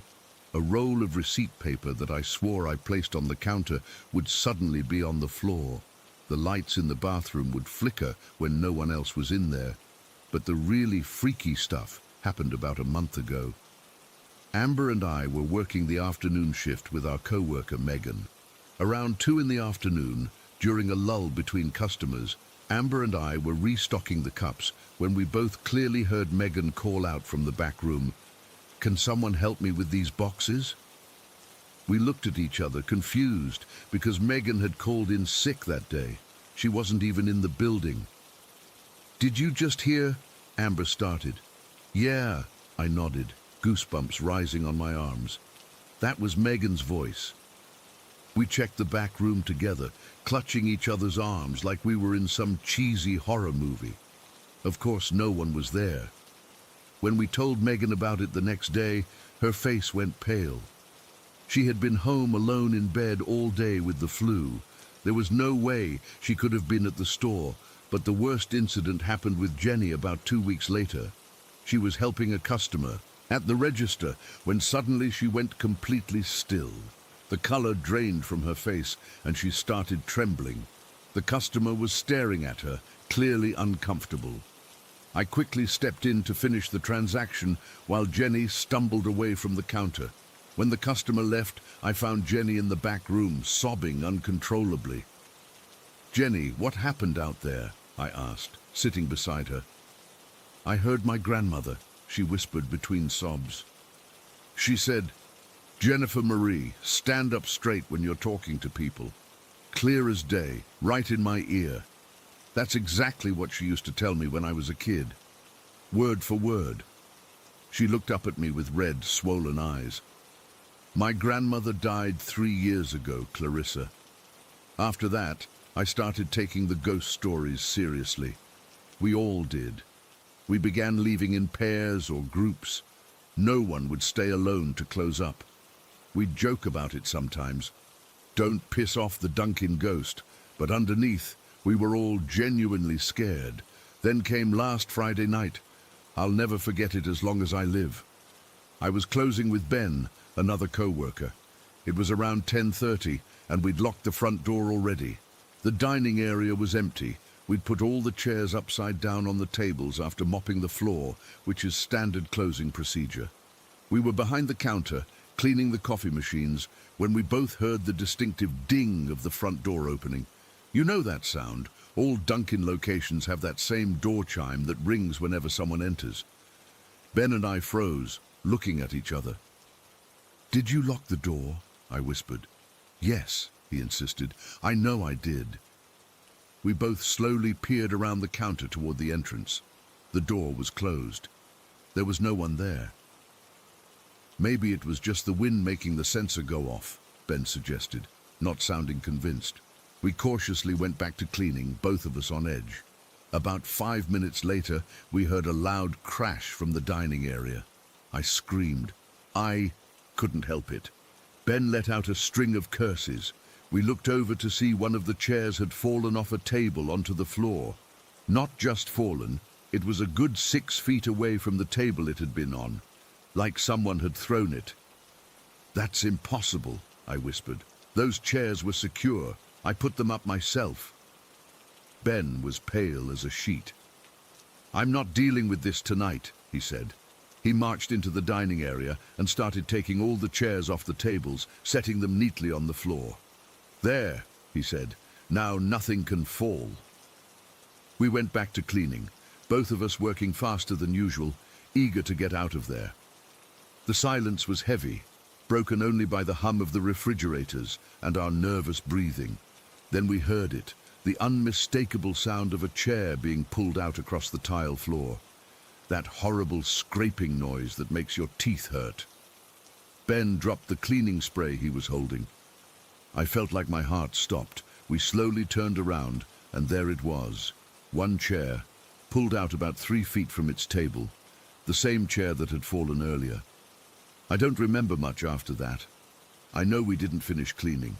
We grabbed our stuff, shut off the lights, and practically ran to the door. Ben's hands were shaking so badly he could barely lock up.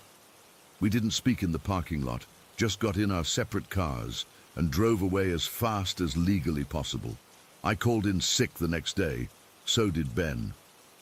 When I finally went back on Sunday, I learned that Jenny had quit. She said she couldn't take it anymore. The weird thing is, I've looked into the history of that location. It's a brand new building, the first thing ever built on that specific spot in the plaza. Before that, it was just an extended part of the parking lot. There's no tragic death associated with the place, no reason for it to be haunted. Why would a spirit choose to haunt a Dunkin' Donuts of all places? It makes no sense. Sometimes I wonder if it's not tied to the location, but to one of us who works there. Or maybe something about the building materials? I don't know. I'm still working there for now. The morning shift seems safer, less activity. But I've started looking for another job. I can't keep jumping at every sound, wondering if it's a customer or something else. The other night, I was alone in my apartment and clearly heard someone say, "Hey, Risa," right behind me. I nearly jumped out of my skin. When I turned around, no one was there. I think whatever was at Duncan has followed me home. Story 10. I still can't explain what happened to me last summer. I've gone over it 1,000 times in my mind, and nothing makes sense. I'm not the type of person who believes in curses or supernatural stuff, but after what happened in Montenegro, I'm not so sure anymore. My fiancé David and I had been planning our vacation for months. We both needed a break from our hectic jobs in London, and Montenegro seemed perfect. Beautiful coastline, historic towns, and not too crowded with tourists. We'd saved up for almost a year to afford this 2-week getaway. The first few days were absolutely perfect. We stayed in this charming little hotel in a coastal town, about a 10-minute walk from the beach. The weather was gorgeous, sunny but not too hot, with a gentle breeze coming in from the sea. We spent our days exploring the town, swimming and eating delicious seafood at the local restaurants. On our 5th day there, we decided to check out the town's marketplace. It was Tuesday morning, around 10 o'clock. I remember because we'd just had breakfast at this cute cafe where I'd taken a photo of David with his coffee, and the timestamp is still on my phone. The marketplace was bustling with locals and tourists, with vendors selling everything from handmade crafts to fresh produce. The scents and colors were overwhelming in the best possible way. Fresh herbs, ripe fruits, flowers, and the salty sea air mixing together. We were wandering through the stalls, not looking for anything in particular, just taking it all in, when I spotted her. The old woman stood behind a small wooden table at the corner of the marketplace, slightly removed from the other vendors. She wore a black coat with embroidered red roses, despite the warm weather. Her skin was deeply wrinkled, and her grey hair was tied back in a loose bun. But it was her eyes that really caught my attention. They were an unusual amber color, almost golden, and seemed to look through me rather than at me. What drew us to her stall, though, was her fruit display. I've never seen such perfect-looking fruit in my life. Each apple was identical in size and color. Each grape looked like it had been polished to a shine. And her peaches, they had this incredible, vibrant, orange-pink glow that made my mouth water just looking at them. David nudged me and whispered, "Those can't be real, right? They look too perfect." But they were definitely real. The sweet smell was unmistakable. The old woman didn't speak as we approached. She just watched us with those strange eyes, her hands folded in front of her. Up close, I noticed she was wearing several rings with colorful stones and a necklace with what looked like small bones or teeth, though I told myself they must be carved from wood or something. David, always the friendly one, greeted her with a smile and asked how much the fruit cost. She named a price that was higher than the other vendors, but not unreasonable considering how perfect everything looked. We decided to buy some apples and grapes. As she was placing our purchases in a small paper bag, I noticed something odd. She didn't touch the fruit with her bare hands. She used a thin piece of cloth to handle each piece. At the time, I thought maybe she was just being hygienic. She handed the bag to David, and as he was paying her, something strange happened. I felt this urge. It was like a voice in my head, but not quite a voice, more like an overwhelming impulse. I needed to take one of those peaches, not buy it, take it. I've never stolen anything in my life, not even a candy bar as a kid. I'm the person who returns extra change if a cashier makes a mistake. But in that moment, while David was counting out the money and the old woman was watching him, I reached out and slipped a peach into my pocket. It happened so fast, and yet it felt like slow motion. My heart was pounding, and I was sure the woman would notice, but she just took David's money and nodded at us. No smile, no thank you, just that penetrating stare. As we turned to leave, I could swear I felt her eyes burning into my back. David, completely unaware of what I'd done, was already talking about which restaurant we should try for lunch. I kept my hand in my pocket, feeling the smooth skin of the peach, surprised at how cool it felt despite the warm day. We were about halfway back to our hotel when I decided to eat the peach. I still don't know why I did it so soon, in broad daylight where anyone could have seen me eating a stolen piece of fruit. I just knew I had to taste it immediately. I pulled it out of my pocket, and it was even more beautiful in the sunlight, a perfect gradient of orange to pink, without a single blemish. David was a few steps ahead of me, pointing out a shop window, so he didn't notice as I brought the peach to my lips and took a big bite. The moment my teeth broke through the skin, I knew something was wrong. Instead of the sweet, juicy flesh I expected, my mouth was suddenly filled with this, God, I still gag thinking about it. It was like rotten cream, thick, sour and lukewarm. And then I felt the movement. My mouth was full of maggots, dozens of them, squirming against my tongue and the inside of my cheeks. I screamed and spat everything out onto the sidewalk, dropping what remained of the peach. David rushed back to me, asking what was wrong. Through my retching, I pointed at the sidewalk, but when I looked down, all I saw was a normal, half-eaten peach. No maggots, no rotten cream substance, just regular peach flesh. David thought I'd just bitten into a bad part, but I knew what I'd felt. The sensation of those tiny bodies wriggling in my mouth was too real to be my imagination. I rinsed my mouth out with water from my bottle, but the taste wouldn't go away. Within an hour, I started feeling sick. By the time we got back to our hotel room, I was burning up with fever. I barely made it to the bathroom before violent vomiting started. David wanted to take me to a hospital, but I was too embarrassed to explain what had happened. I convinced him it was probably just food poisoning from breakfast. For the next 3 days, I was completely bedridden. Fever, vomiting, diarrhea. It was the sickest I've ever been in my life. David took care of me, bringing me water and crackers and keeping cool cloths on my forehead. At one point, my fever hit 104 degrees, and he was about to call an ambulance regardless of my protests. But then, it finally broke. The strangest part. While I was sick, David ate some of the apples and grapes we'd bought from the old woman. They were perfectly fine, delicious even. He offered me a grape when I started feeling better, but I couldn't bring myself to touch any of that fruit. On the 4th day, when I was finally able to keep food down, David went back to the marketplace to get me some plain bread. He came back looking confused. He said he'd looked for the old woman's stall to ask her about her fruit, thinking maybe there was something wrong with the peaches specifically, but she wasn't there.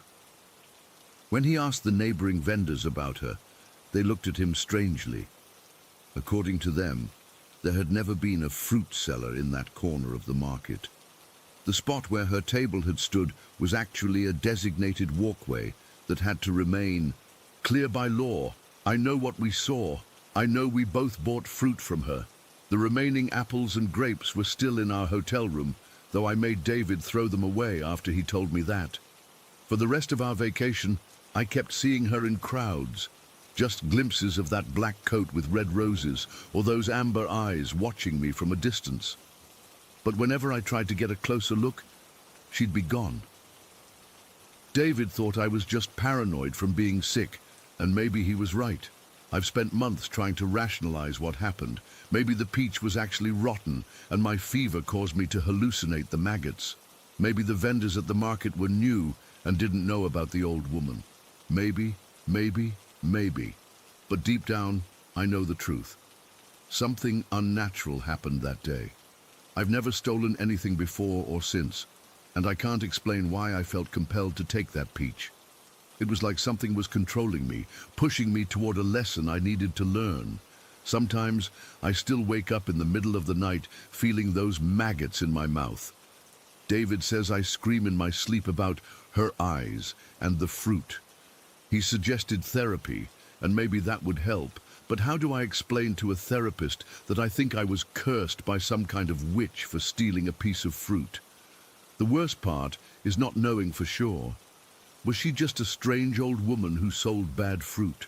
Or was she something else entirely? Did she know I would steal the peach? Did she make me do it somehow?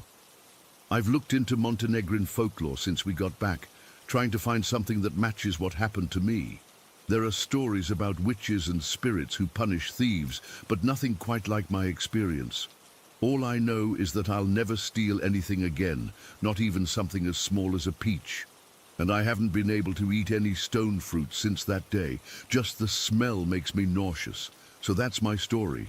I still don't know what to make of it.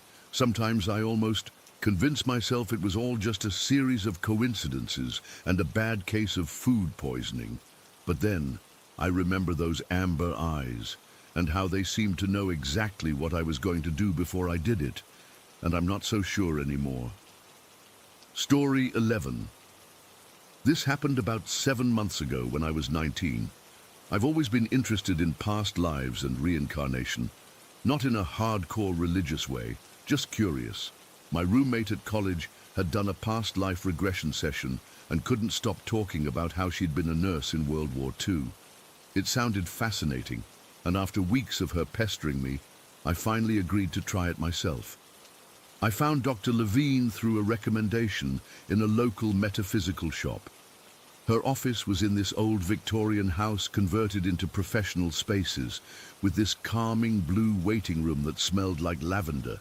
She was probably in her 50s, with these thick-framed glasses and long silver hair. Something about her just felt trustworthy, you know. She explained everything beforehand, how she'd guide me into a light, hypnotic state, nothing scary, and I'd be aware the whole time. It's just accessing memories that are already there, she said. Think of it as opening a door to rooms in your mind you don't normally visit. The session room had this super comfy recliner, dim lighting and soft music playing. Dr. Levine had me close my eyes and focus on my breathing while she talked in this soothing voice. It wasn't like movie hypnosis where you're suddenly clucking like a chicken or whatever. I was aware of everything, just really relaxed, like that floaty feeling right before you fall asleep. She guided me to imagine walking down a staircase, each step taking me deeper into relaxation. At the bottom, she told me to envision a hallway with a door at the end, which would lead to a safe space in my mind.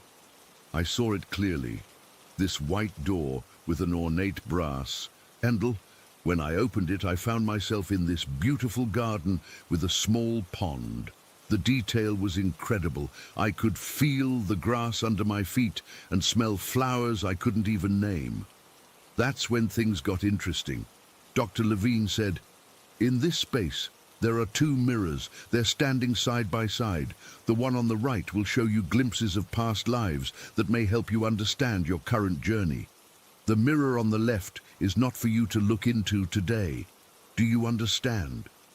I nodded, picturing these 2 full-length mirrors, like something from a department store changing room, just standing there in the garden.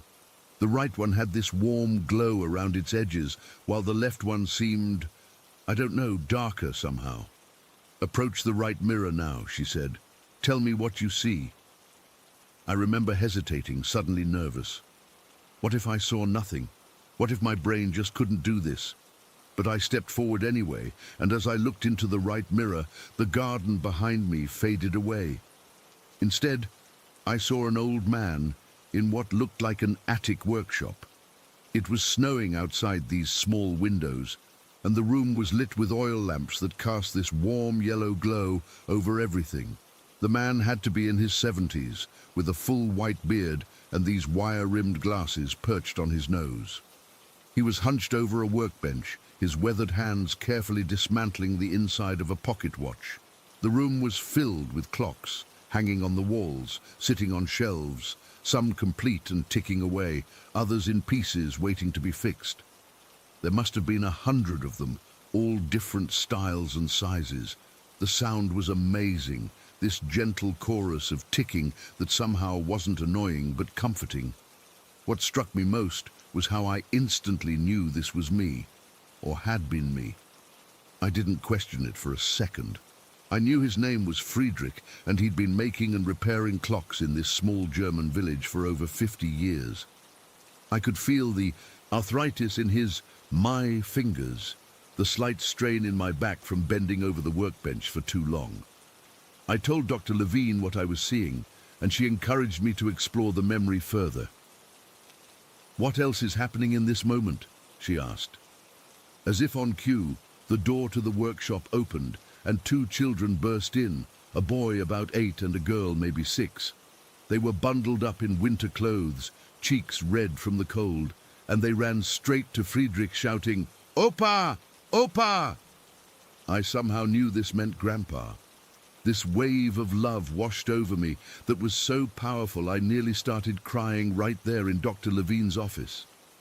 Friedrich set down his tools and opened his arms to the children. I could feel how much he adored them, how they were the light of his life. The little girl had lost a tooth and was proudly showing it off, while the boy wanted to see what clock Friedrich was fixing.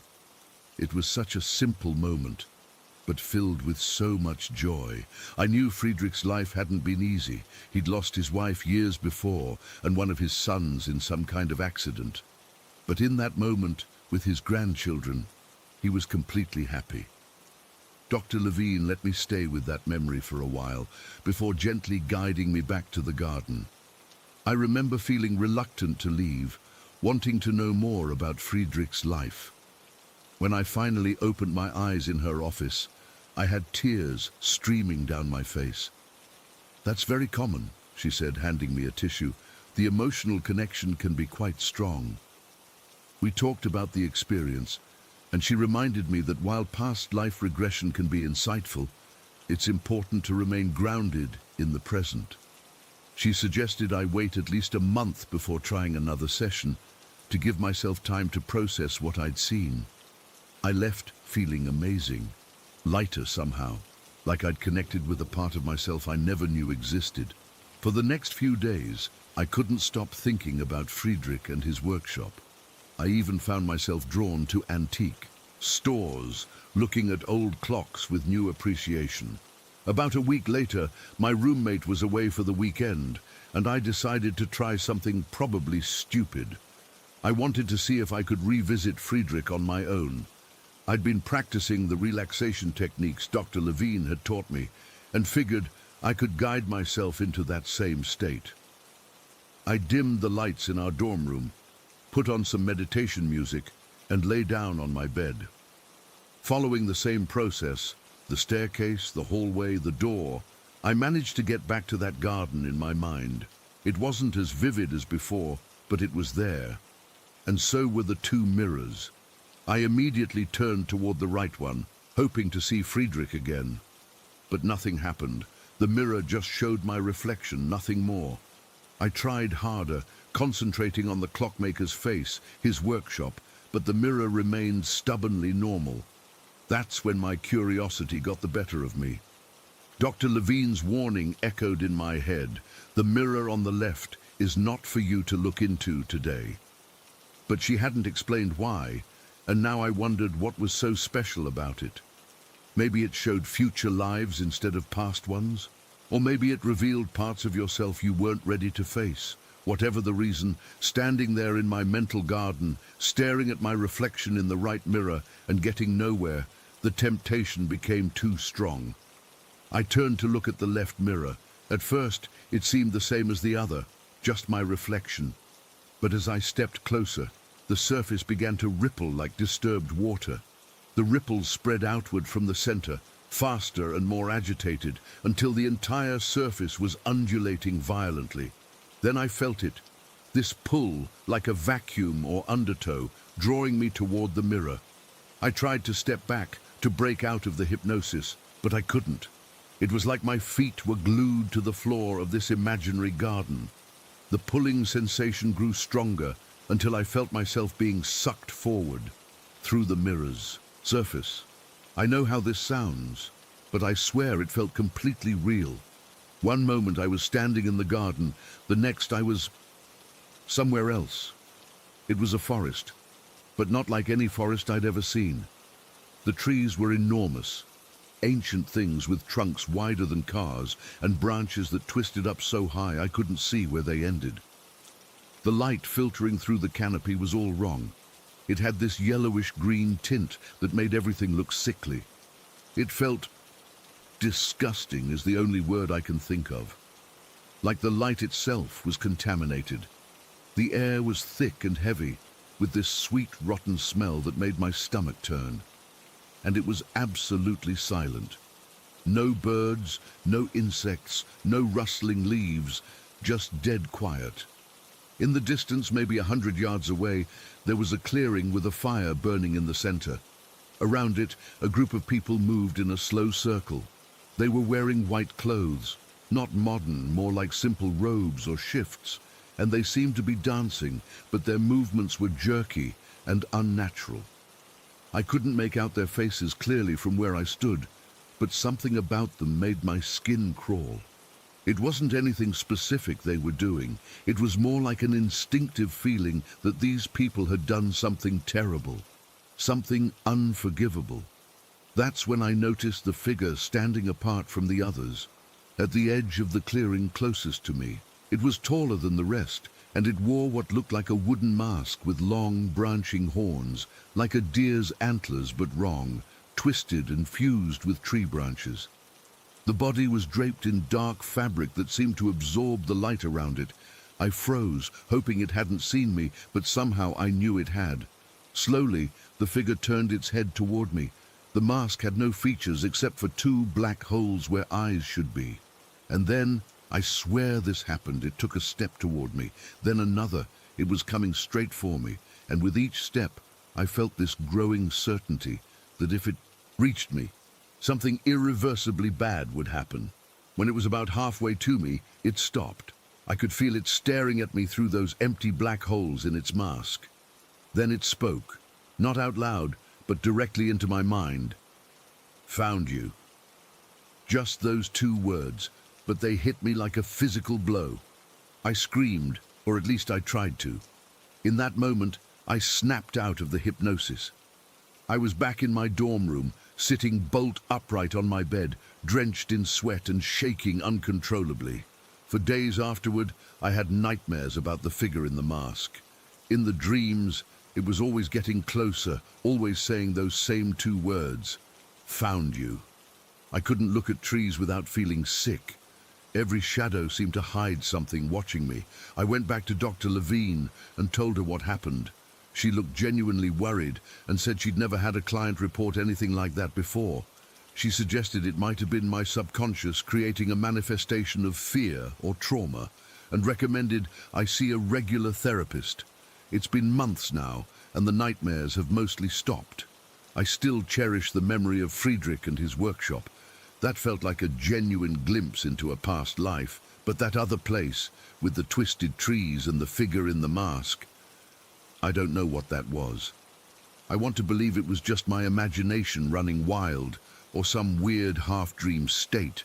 What scares me most is the possibility that it wasn't, that whatever I saw in that left mirror was real in some way, and that by looking into it, I made myself visible to something that wasn't supposed to know I exist. Sometimes, when I'm alone at night, I can't shake the feeling that it's still out there, still searching, that maybe I didn't stay long enough for it to truly track me, but that it caught a glimpse, enough to know I'm somewhere to be found. I've never tried past life regression again. Some doors, once opened, are better left closed. Story 12. I've never told this to anyone outside my family. Even now, my hands are shaking as I type this. I'm 21 now, but the memories are still so vivid that I sometimes avoid looking in mirrors altogether. When I was 13, my family and I lived in this small town called Millbrook. It's the kind of place where everyone knows each other, with more farms than people, and a main street that takes about 3 minutes to drive through. Our house was pretty old, not ancient or anything, but it had been around since the 70s. It was a single-story place with these weird little quirks, like uneven floors and doors that would creak no matter how much WD-40 my dad sprayed on them. The bathroom in our house always felt off. I can't explain it properly, but even before anything happened, I never liked spending time in there. It was small, with this corner shower that had those cheap plastic curtains that always stuck to your skin when you were trying to wash. Directly opposite the shower was this old mirror mounted on the wall above the sink. The toilet sat between them, creating this triangle setup that meant no matter where you were in that bathroom, you could see yourself in that mirror. That night in October, I remember it was October because we had just put up Halloween decorations. I was taking a shower around 9 in the evening. My parents were watching TV in the living room, and my little brother was already asleep. It was a normal school night, nothing special. I had left my pajamas folded on top of the toilet lid, which I always did. The shower felt extra hot that night because the weather had just started getting cold. I remember the steam fogging up the mirror completely, which I was actually happy about because I never liked looking at that mirror when I was alone in there. When I finished showering, I reached out from behind the curtain to grab my towel from the rack. The bathroom was completely silent, except for the last few drops of water hitting the shower floor. I started drying off behind the curtain, which was my normal routine. I was already feeling that familiar, icky feeling I always got in that bathroom, so I was rushing to get out of there. Then I pulled the curtain back all the way to step out and get dressed, and that's when I saw it. Hovering, literally hovering, above my neatly folded pajamas on the toilet seat was the face of an elderly woman. Not a full person, just a face. It was suspended in mid-air, maybe 3 feet off the toilet seat. I froze completely. The towel slipped from my hands, but I didn't even notice. The woman's face looked ancient, maybe 90 years old. Her skin was paper thin, with deep wrinkles etched into every part of it. Her hair was pulled back in this tight grey bun that made her face look even more stretched and gaunt. But the worst part, the absolute worst part, was her eyes. They were fixed directly on me, not blank or vacant, but aware, conscious, looking at me. I couldn't scream, I couldn't move. I just stood there, dripping wet, staring back at this thing that shouldn't exist. It felt like forever, but was probably only a few seconds. Her expression never changed. She didn't smile or frown, just stared with this intense, knowing look. Then I blinked, and she was gone. I didn't gradually fade away or float through the wall or anything dramatic. One moment she was there, and after a single blink, she wasn't. I grabbed my clothes so fast I nearly fell over. I dressed in record time, never taking my eyes off the spot where her face had been. When I finally worked up the courage to move, I bolted out of that bathroom like it was on fire. I slept in my parents' room that night, telling them I'd had a nightmare. I couldn't bring myself to tell them what I'd seen. Who would believe that? For weeks afterward, I showered with the bathroom door open and begged my mom to sit in the hallway. I made up excuses about feeling sick or dizzy in the shower. Eventually, I started using the bathroom again normally, but I never, ever closed my eyes for more than a split second when I was in there. I developed this habit of keeping the shower curtain partially open so I could always see the whole bathroom, even though it meant water would get all over the floor. My parents thought I was just going through a phase. Maybe they were right. I almost convinced myself it was my imagination. Almost. But then, years later, it happened again. I was 16 by then. It was the middle of winter, January, I think, and freezing cold outside. Our heating system was ancient and barely worked, so I had piled like 3 blankets on my bed. I remember waking up suddenly around 4:50 in the morning, not gradually waking up, but that jarring kind of awakening where your eyes just snap open and you're instantly alert.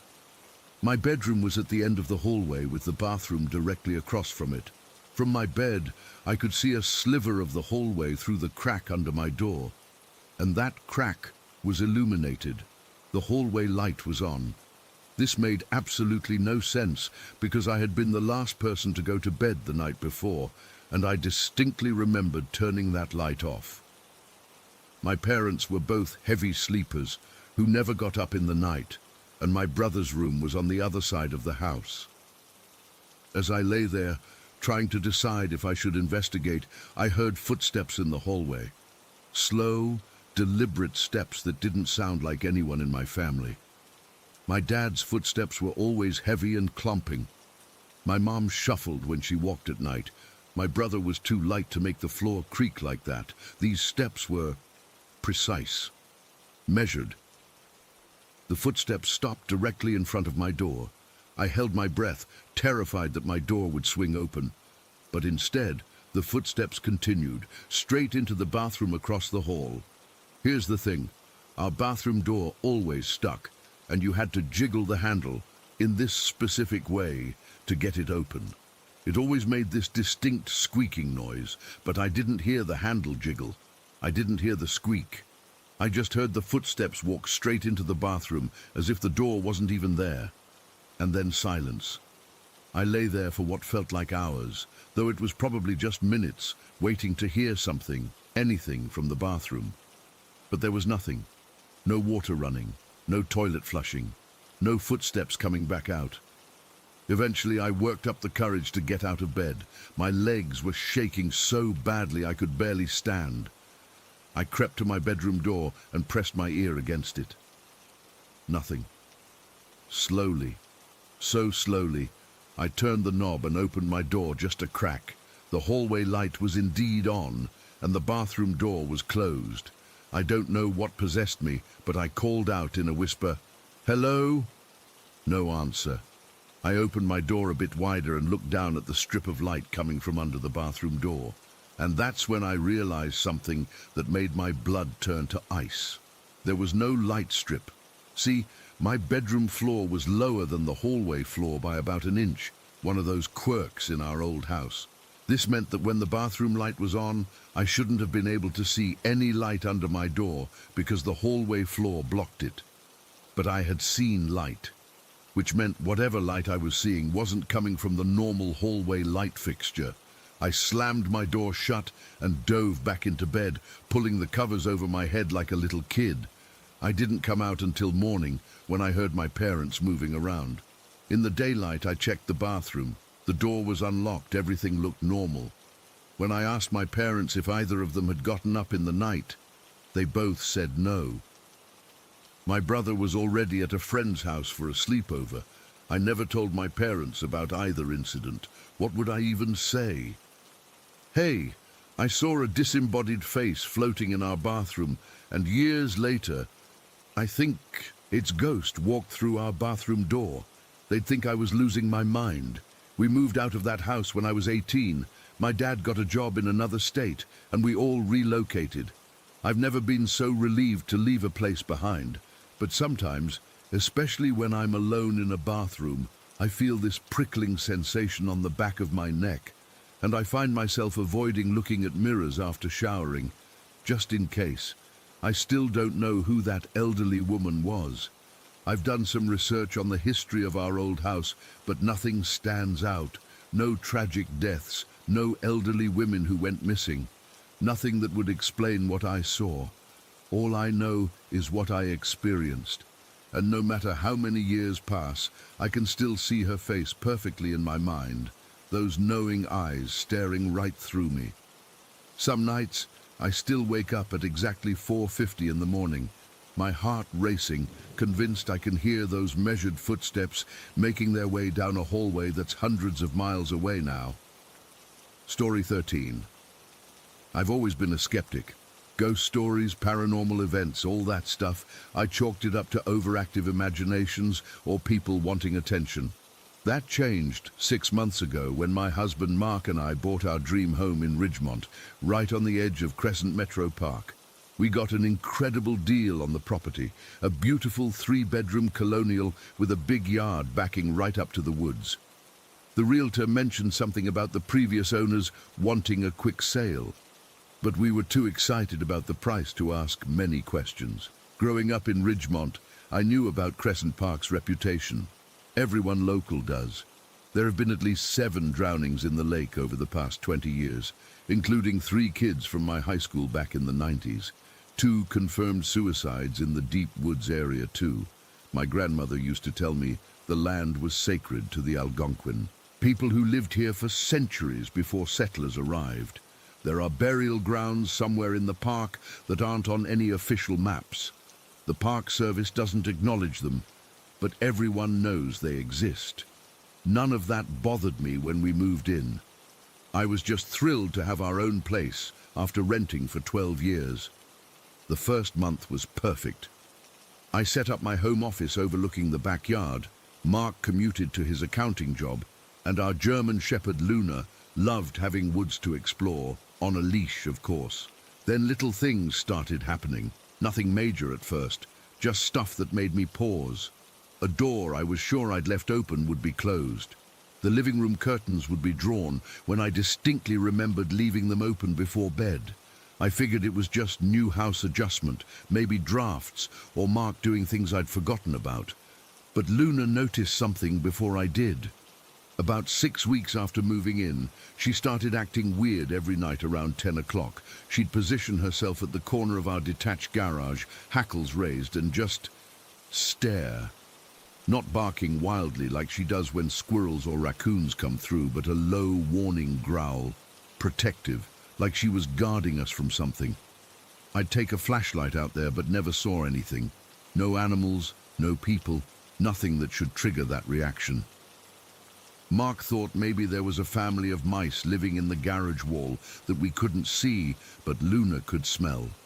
Last Tuesday changed everything. It was a full moon, bright enough that I could see most of the yard without any lights on. I'd been cleaning out some old files and had a box of papers to burn in our fire pit. Luna was with me, while Mark was inside watching a basketball game. The night was eerily still. No breeze, no distant traffic noise, just perfect silence, except for the crackling of burning paper. Luna sat beside me, alert but calm. The moonlight made everything look almost blue-silver, casting long shadows from the trees at the edge of our property. That's when I first heard it. A knock. A single distinct knock, like someone rapping their knuckles on wood. I froze, listening. Luna's ears perked up, and she turned toward the sound. It had come from the trees, maybe 15 feet into the woods from our property line. "Hello?" I called out, thinking maybe it was a neighbor, though that wouldn't make sense given the 10-foot fence separating our yard from the park. Nothing. Just silence. Then another knock. Same sound, same location, not random like a branch falling, but deliberate, purposeful. Luna stood up facing the woods, but she wasn't barking or growling. She was just watching, waiting. I grabbed my phone and turned on the flashlight, aiming it toward the trees. The beam cut through the darkness between the trunks, but revealed nothing unusual. Just trees, underbrush, shadows. Knock. Again, from the same spot. Then another knock about 20 feet to the right. Then another farther to the left. It was as if whatever was making the sound was moving along the tree line. "Mark!" I called toward the house, but not loudly enough for him to hear me through the closed windows. I didn't want to scream and seem foolish if this turned out to be nothing. The knocking continued, establishing a pattern. Knock, 15-second pause, knock. Over and over. It wasn't threatening exactly, but it felt intentional, like something was trying to get my attention. What made it more unsettling was that despite the bright moonlight and my flashlight, I couldn't see anything moving between the trees. The knocking would come from one spot, then another, but nothing visibly shifted or moved. The shadows remained static, except when disturbed by my flashlight beam. Luna stayed at my side, tense but not panicking. Her behavior confused me more than anything. This was the direction she'd been staring at for weeks, but now that something was actually happening, she wasn't barking. Her head off like she normally would at any intrusion. After about 5 minutes of this, I felt something else, a sensation of being watched that was so intense it made the hair on my arms stand up. Not just watched, but studied, examined. Like whatever was out there was just as curious about me as I was about it. "Who's there?" I tried again, my voice shakier than I wanted it to be. "This is private property backing up to Crescent Park. If you're a hiker, you've gone off the trail." Knock, pause, knock, no other response. The knocking continued for at least 15 minutes. I stood there, unable to move, caught between curiosity and growing fear. I kept thinking it would stop, that whatever animal or person was causing it would move on, but it didn't. Eventually, I couldn't take it anymore. "Luna, come," I whispered, and we both began slowly backing toward the house, never taking our eyes off the tree line. I felt ridiculous, like I was in some bad horror movie, but I couldn't bring myself to turn my back on those woods. We backed up all the way to the patio door, and I fumbled behind me for the handle, sliding it open without looking. Luna went in first, and I followed, immediately locking the door behind us. Only then did I turn around.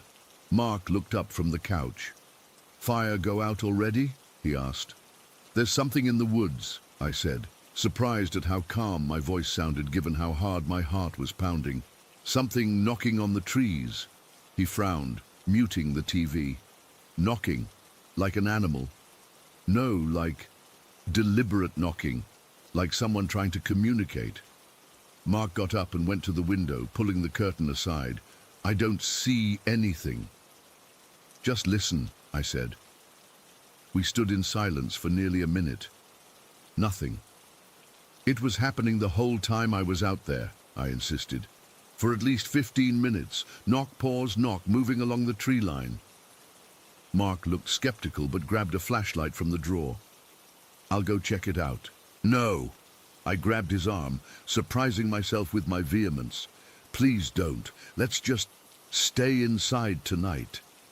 He must have seen something in my face because he didn't argue. "Okay, but the fire, it'll burn out on its own. It was just paper." We locked up the house and went to bed early, but I couldn't sleep. I kept thinking about those knocks and the feeling of being watched. Luna wouldn't settle either.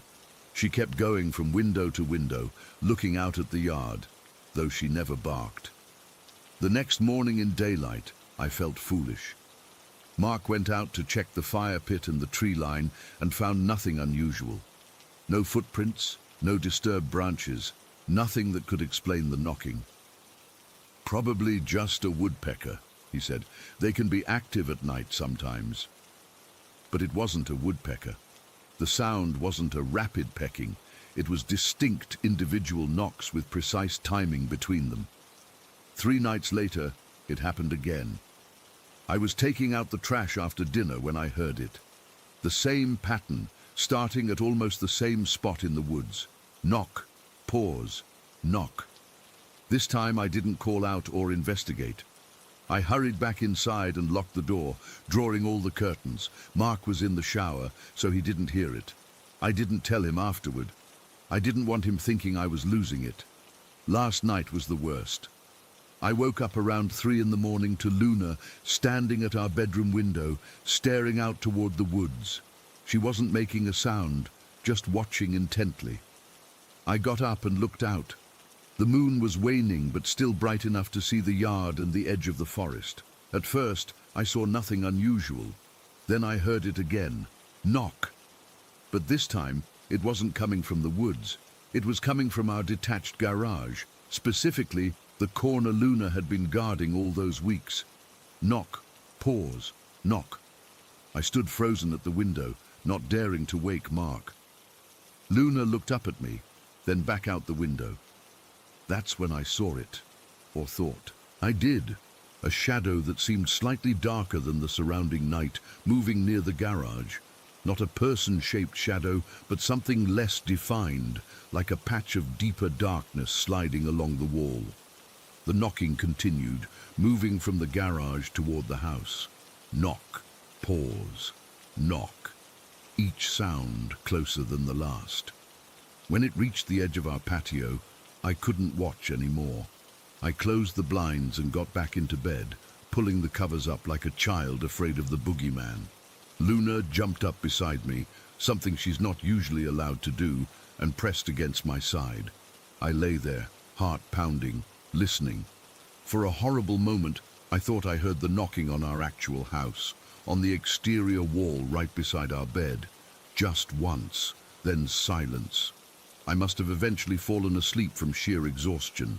When I woke up this morning, Mark was already gone for work, and Luna was acting completely normal, as if nothing had happened.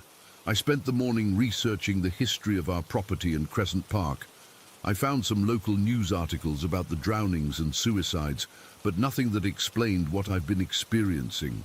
I did find an obscure blog post claiming that the area where our subdivision was built was once part of a larger sacred site for the Algonquin. The blogger claimed that construction crews found artifacts and possibly remains during the initial development in the 80s, but it was all hushed up to avoid delays. I don't know what to do.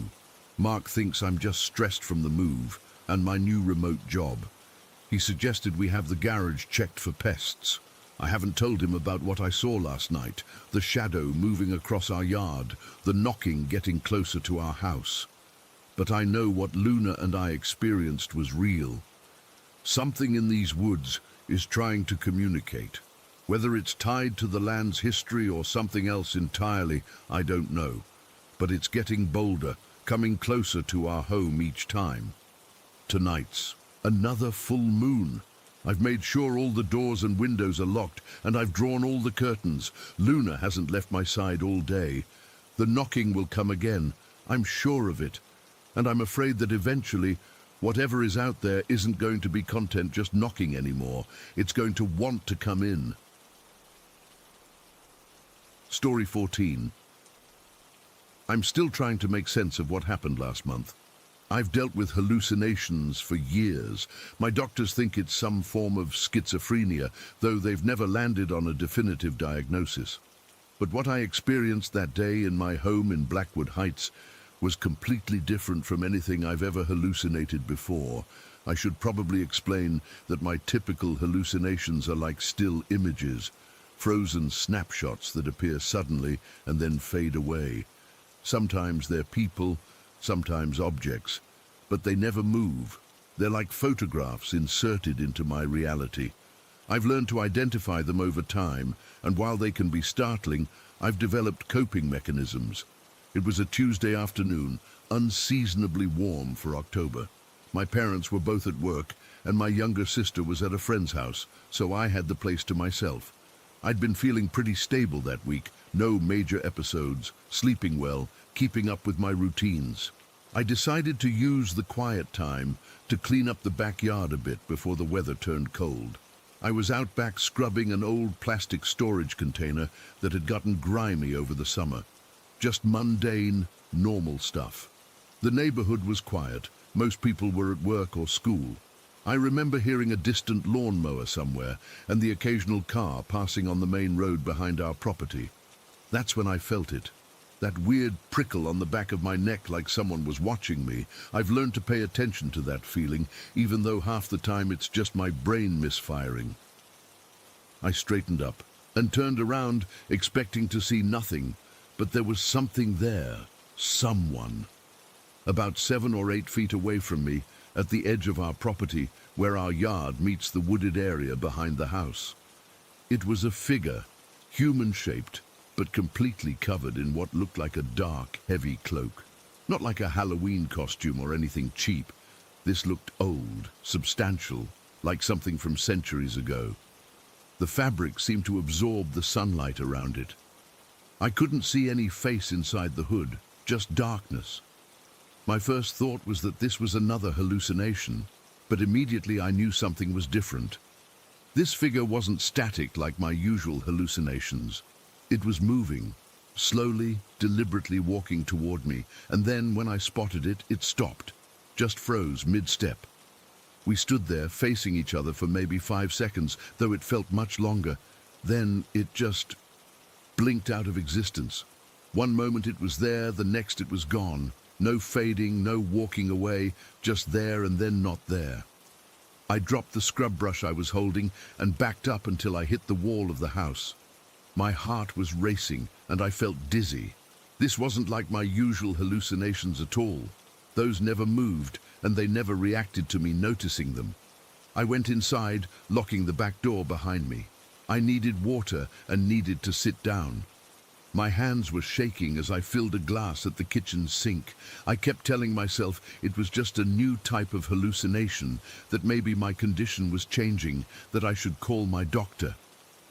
I took a few deep breaths and felt the panic subsiding. I decided to make some lunch to distract myself. I was at the counter making a sandwich when I felt that same creeping sensation again, like cold fingers on the back of my neck. I didn't want to look. I really didn't. But something compelled me to turn my head to the right, toward the hallway that leads from the kitchen to the living room. It was there again. The same dark, cloaked, a figure, but this time it was inside my house, just 3 to 5 feet away from me. Close enough that I could see the texture of the cloak. It looked ancient, with a weave that seemed impossibly intricate. Again, no face visible in the hood, just absolute darkness. And it was moving, taking slow, measured steps toward me until the moment I spotted it.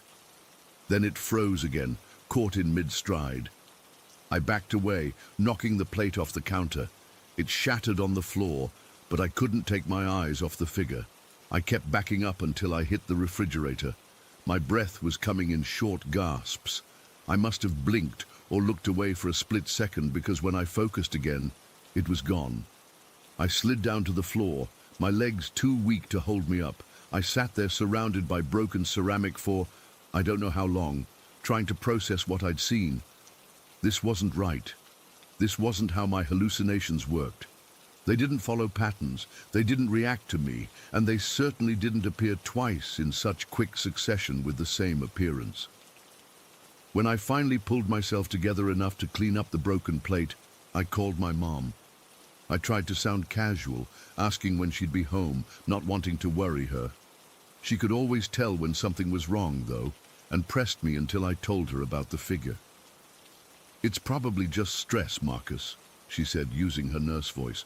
"Have you been taking your medication?" I had, religiously, every day. "Well, sometimes these things happen even with medication. Just try to ignore it if it happens again. I'll be home in a couple of hours." My sister texted me right after, obviously having heard from Mom. "You okay? Mom said you're seeing things again." I gave her a quick rundown, and she responded with, "Spooky. Maybe it's a ghost. But seriously, just ignore it like Mom said. It can't hurt you." Easy for them to say. They weren't the ones seeing a cloaked figure materialize in their house. I spent the next hour pacing, checking windows and doors, trying to distract myself with TV, but unable to focus on anything. I kept expecting to see it again, tensing every time I had to walk into another room. The logical part of my brain insisted it was just a hallucination, but a deeper, more primal part was screaming that this was something else entirely. Around 3 in the afternoon, I went upstairs to my bedroom.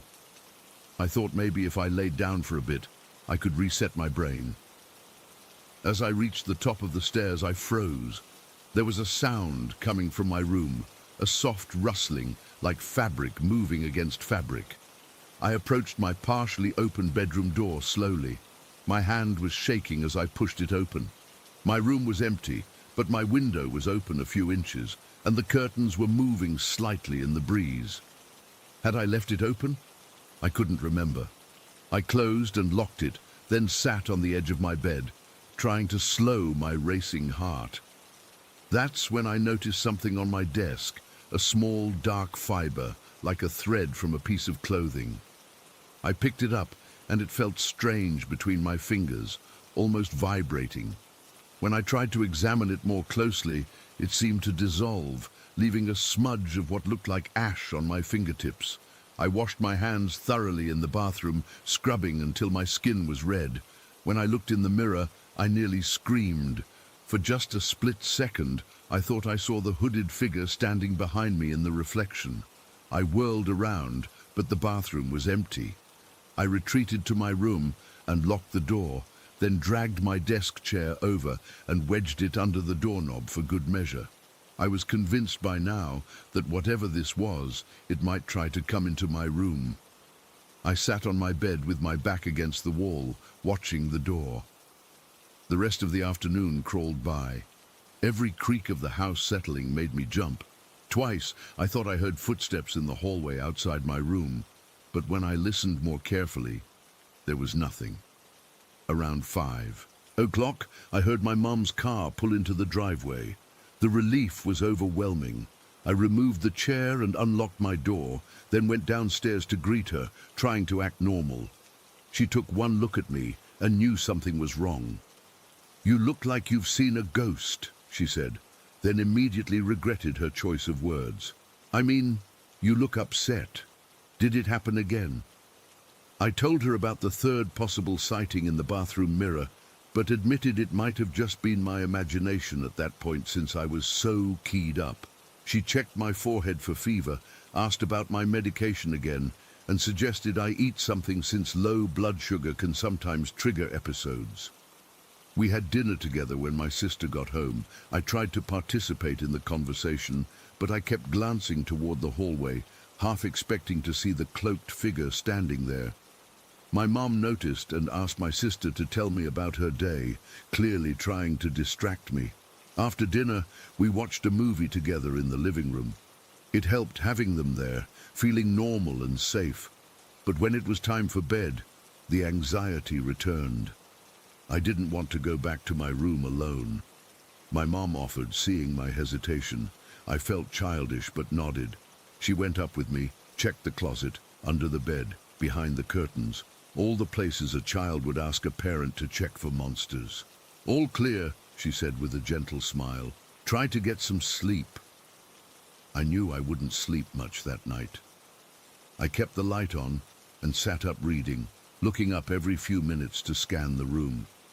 Around midnight, I heard that rustling sound again, like fabric moving against fabric. It seemed to be coming from right outside my door.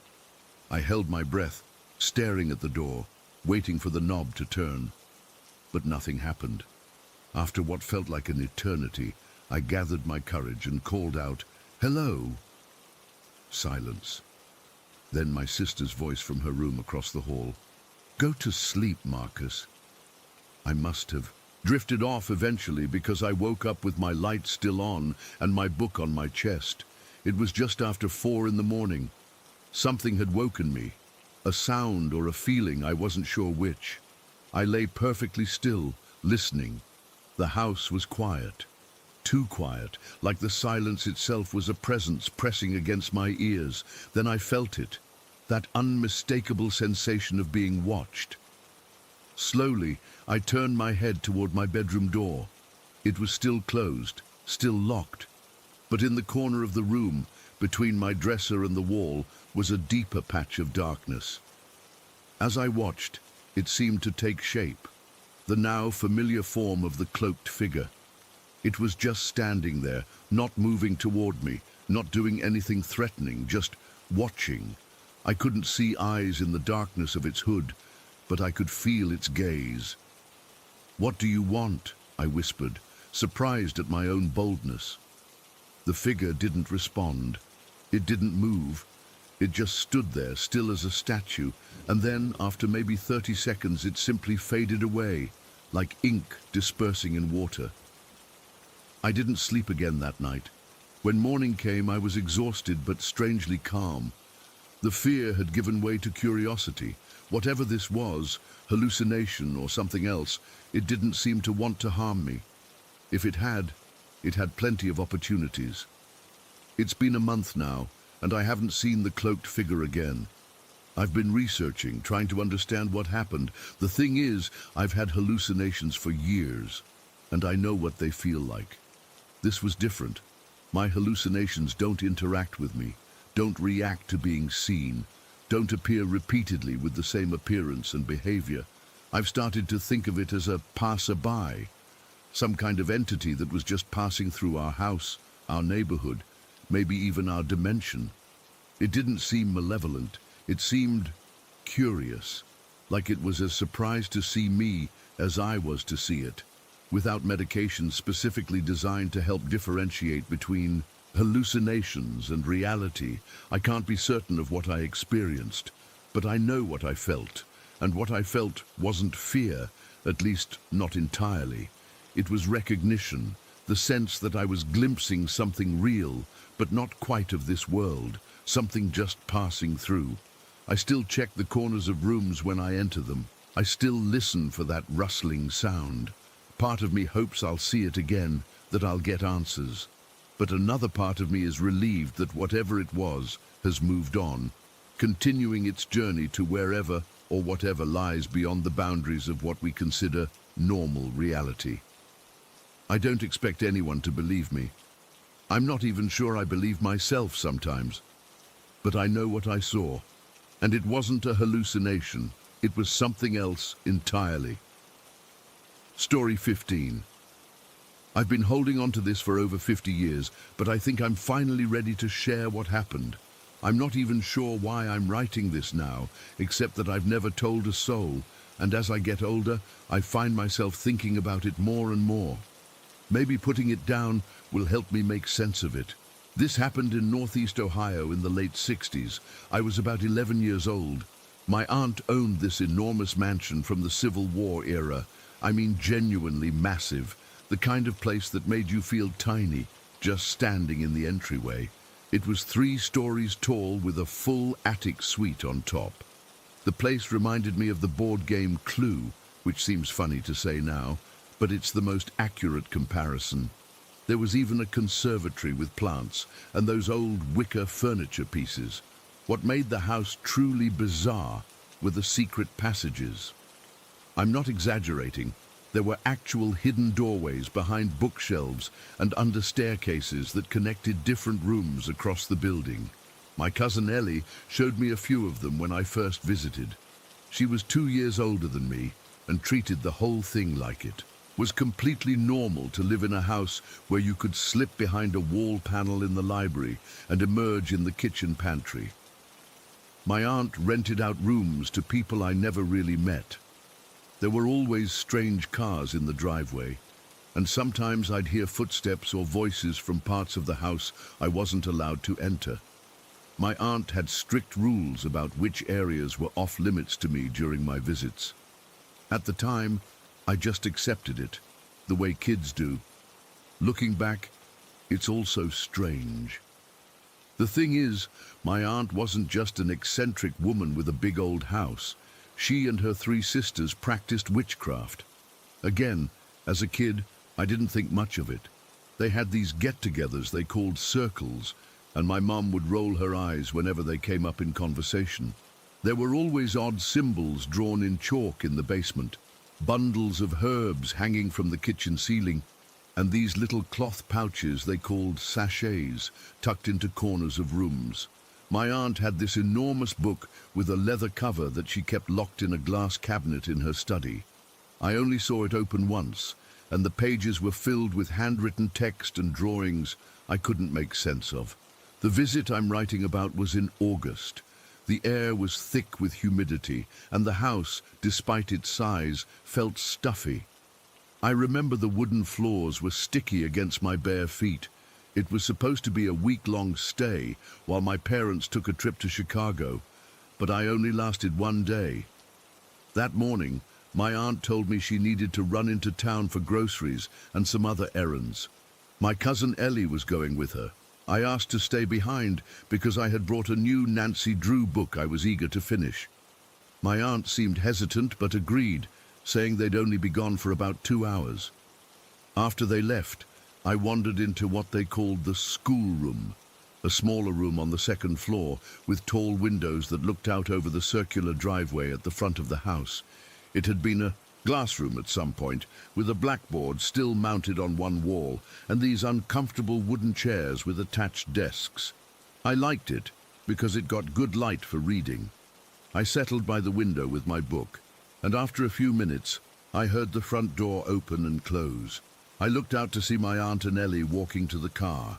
My aunt was wearing this flowing purple dress that she always claimed was cooling in the summer heat, and Ellie had on denim shorts and a striped t-shirt. I watched them get into the car, this massive old Buick that was the color of faded jeans. and drive down the long gravel driveway until they disappeared behind the line of oak trees that separated the property from the main road. That's when it happened. I heard Ellie's voice clear as day, coming from the basement. "Hey, Sarah, come here a minute." It was her voice exactly. That slight lilt she had when asking a question, the way she always pronounced my name with emphasis on the first syllable. But it was impossible. I had just watched her leave. The car was barely out of sight. I froze, my book sliding off my lap onto the floor.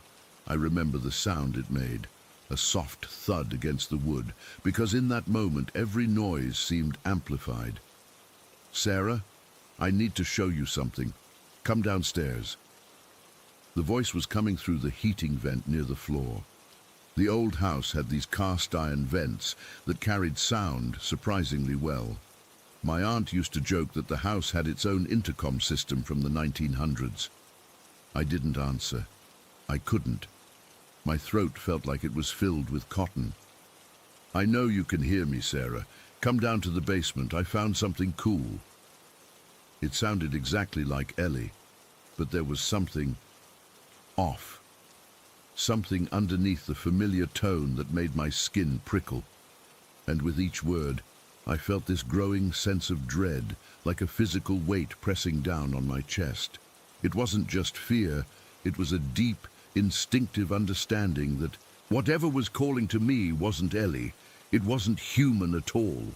The thing is, I wasn't a particularly imaginative kid. I didn't scare easily. But in that moment, I knew with absolute certainty that if I went to the basement, something terrible would happen. Something I wouldn't come back from. "Sarah, don't be such a baby. Just come down for a second." The voice had shifted slightly. It still sounded like Ellie, but there was an edge to it now, a hint of impatience that felt wrong. Ellie was never impatient with me, and underneath it all was this hunger. I don't know how else to describe it. Like the voice was salivating between words, I realized with sudden clarity that I needed to get out of the house.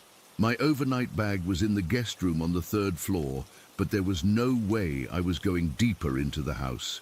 I decided to leave everything behind and just run. The problem was that to get from the schoolroom to the front door, I had 2 options. I could go down the main staircase, which would take me past the open door to the basement stairs, or I could use one of the hidden passages that Ellie had shown me, a narrow corridor behind a panel in the schoolroom that led to the kitchen, which was closer to the front door. Neither option seemed safe. If whatever was in the basement could sound like Ellie, who's to say it couldn't move around the house? What if it was waiting in the dark of the secret passage? "Sarah, I'm coming up to get you if you don't come down." That decided it. I chose the main staircase. At least there I could see what was coming. I stood up slowly, trying not to make any noise, though I'm not sure why I thought that would help. If it could hear me breathing through the vents, it knew exactly where I was. I crept to the schoolroom door and peered out into the hallway. It was empty, the afternoon sun casting long shadows through the windows at the end of the corridor. The house was quiet except for the usual creaks and settling sounds of an old building. "Sarah, I can see you." The voice had changed again. It still had Ellie's pitch and cadence, but the words came out wrong now, like someone who had learned English from a book and was speaking it for the first time. And it wasn't coming from the vent anymore. It sounded like it was right outside the door. I backed away, my heart hammering so hard I could feel it in my fingertips. There was another door on the opposite side of the schoolroom, one that led to a different hallway that eventually connected to the main one near the stairs. It would take longer, but I couldn't go through the door I'd been planning to use. I moved as quietly as I could across the room, my eyes never leaving the first door. When I reached the other exit, I turned the brass knob slowly, wincing at the slight squeak of the hinges. The second hallway was darker, with fewer windows. The wallpaper was this faded floral pattern that seemed to move in my peripheral vision as I hurried down the corridor. I kept expecting to hear that voice again, but there was only silence, which was somehow worse. When I reached the junction with the main hallway, I paused to listen. Nothing.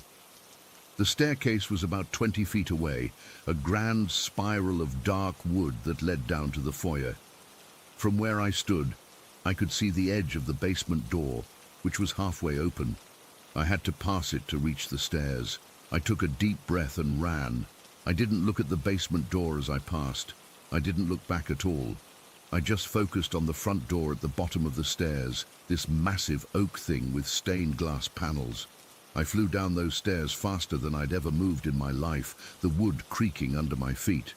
When I reached the bottom, I grabbed the front door handle and yanked it open, bursting out onto the porch. The sunlight hit me like a physical blow after the dimness of the house. I ran down the porch steps and across the gravel driveway, my bare feet getting cut on the stones, but I didn't care. I ran until I reached the main road, and then I kept going. I ended up at a gas station about a mile away, where I used the payphone to call my uncle, my aunt's brother, not her husband. She wasn't married. I made up some story about feeling sick and wanting to go home. I didn't mention the voice. I didn't tell him I was standing outside in my shorts and t-shirt with bleeding feet and no shoes. He picked me up and took me to his house, where I stayed until my parents returned from their trip. I told everyone I'd had a bad stomachache, and that's why I'd left my things behind. My uncle retrieved my suitcase the next day, and I never went back to that house again. My aunt never questioned my sudden departure, which struck me as odd even then. She just gave me this long look when she saw me next, like she was trying to figure something out. She died about 5 years later from cancer. The mansion sat empty for years after that, until some medical company bought the property in the 80s. I don't know what they did with it. I've never been able to bring myself to drive by and see. I still think about what might have happened if I'd answered that voice, if I'd gone down to the basement. Sometimes I dream about it, about walking down those stairs and seeing what was waiting for me. In the dreams, I never actually see it. I just feel its presence, vast and ancient and hungry, wearing my cousin's voice like an ill-fitting mask. The thing that haunts me most isn't the voice itself, though. It's the fact that I never told anyone. Not my parents, not Ellie, not my aunt. I've carried this secret for over 50 years, and sometimes I wonder if that was part of it, if whatever was in that basement wanted me to keep quiet, to protect it. And I have. Until now. Story 16. I never really talk about this. It happened back in '96, but I still get goosebumps thinking about it. I wasn't particularly close with my great-aunt Elena, but what happened between us that morning changed how I view death forever. It was January 1st, 1996. I was home from college for winter break, sophomore year at State. The night before, my brother Tony and I had gone to this New Year's party at his friend's place. Nothing crazy, just the usual. Drinks, music, those stupid paper hats and noisemakers. We got home around 3 in the morning. I remember being surprised to find my mom in the kitchen. She was cooking breakfast, which was weird because she never woke up that early. She looked tired, making pancakes in her bathrobe. When I asked her why she was up, she just shrugged and said she couldn't sleep. I didn't think much of it, figured it was just holiday stress or something. I was exhausted, so I headed to my room. My childhood bedroom felt both familiar and strange after being away at college. I'd left most of my stuff there when I moved into the dorms, so it was like a time capsule of high school Benjamin. The walls were still covered with the same Pearl Jam and Smashing Pumpkins posters. My old dresser with the mirror stood across from my bed, and my trusty alarm clock sat on my nightstand. I remember feeling weird about being home. You know that feeling when your old life doesn't quite fit anymore, like you've outgrown it somehow. I flopped onto my bed without even changing clothes. I was too tired to care. Dawn was breaking outside my window, painting the room in this pale blue light. I positioned myself on my side where I could see the reflection of my alarm clock in the mirror on my dresser, an old habit from high school when I'd obsessively check the time before tests. The red digital numbers were comforting in a way. I must have dozed off for a bit because the next thing I remember is this sudden, powerful wind. Not like a draft from the window or the ceiling fan. This was something else entirely. It's hard to explain. The air pressure in the room changed, like when your ears pop in an airplane, except 100 times more intense. And there was this howling sound, not like a regular wind, but like it was somehow purposeful, like it was speaking. The worst part was that I couldn't move at all. Not even my pinky finger. It was like my entire body was encased in concrete. I've had sleep paralysis before, but this was different. With sleep paralysis, there's usually this sense that you're half asleep. This felt completely real. I was wide awake, fully conscious, just completely unable to move or speak. I tried to scream, but nothing came out. I tried to move my arms, my legs, anything, nothing. Just absolute paralysis while this wind howled around me. My heart was pounding so hard I thought it might burst out of my chest. After what felt like forever, I managed to open my eyes, and that's when I saw it. There was someone standing by my bedroom door. A dark figure, completely still. It wasn't like a regular shadow, it had substance.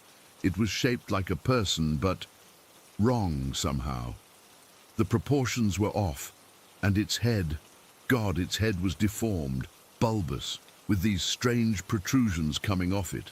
I couldn't make out any facial features, just this twisted silhouette against my bedroom door. I couldn't turn my head to look at it directly, so I was seeing it from the corner of my eye. But in the mirror across from me, I could see my alarm clock's reflection. The numbers changed from 6:14 to 6:15 a.m. I remember this detail so vividly because it was the only thing moving in the room besides this entity. And then, as suddenly as it had appeared, the figure vanished. The wind stopped. The pressure released. I could move again. I sat up, gasping for air, covered in sweat, my heart still racing. I switched on my bedside lamp and checked every corner of my room. Nothing. The door was still closed. The window was still shut. Everything was exactly as it had been when I went to sleep. I convinced myself it was just a nightmare. Maybe some weird combination of alcohol from the party and being back in my childhood bed. I eventually fell back asleep, though not easily. I kept the light on until the sun came up fully. When I woke up again around noon, I stumbled into the kitchen looking for coffee. That's when I noticed my parents were dressed up. Dad in a suit, Mom in a black dress. It seemed odd for New Year's Day. "What's going on?" I asked, pouring myself some coffee. Mom's eyes were red, like she'd been crying. "Your great-aunt Elena passed away last night," she said quietly. "We just got the call this morning." I nearly dropped my mug. "What? When?" "Around 6 this morning," my dad answered, adjusting his tie. "The nursing home called your mom around 6:30. Cancer finally took her." 6 in the morning, right around the time I had my whatever it was. Great-aunt Elena wasn't someone I knew well. She was my grandmother's sister, who lived about 3 hours away. We'd see her at family reunions and occasionally on holidays, but that was about it. I knew she'd been sick with cancer for a while, but I hadn't realized how serious it had gotten. Apparently, she'd been moved to hospice care right before Christmas, but my parents hadn't wanted to ruin the holidays with the news. The funeral was set for the next day. Small-town funeral homes don't mess around. They get things done quickly. My brother and I went with my parents, driving mostly in silence. I hadn't told anyone about what I'd seen that morning. How could I? It sounded crazy, even to me. The funeral home was one of those old Victorian houses converted for the business of death. It smelled like flowers and furniture polish and something else I couldn't quite identify. Maybe formaldehyde. I don't know. The whole place gave me the creeps. Great-aunt Elena was laid out in an open casket at the front of the room. I hung back while my parents went up first, not really wanting to see her.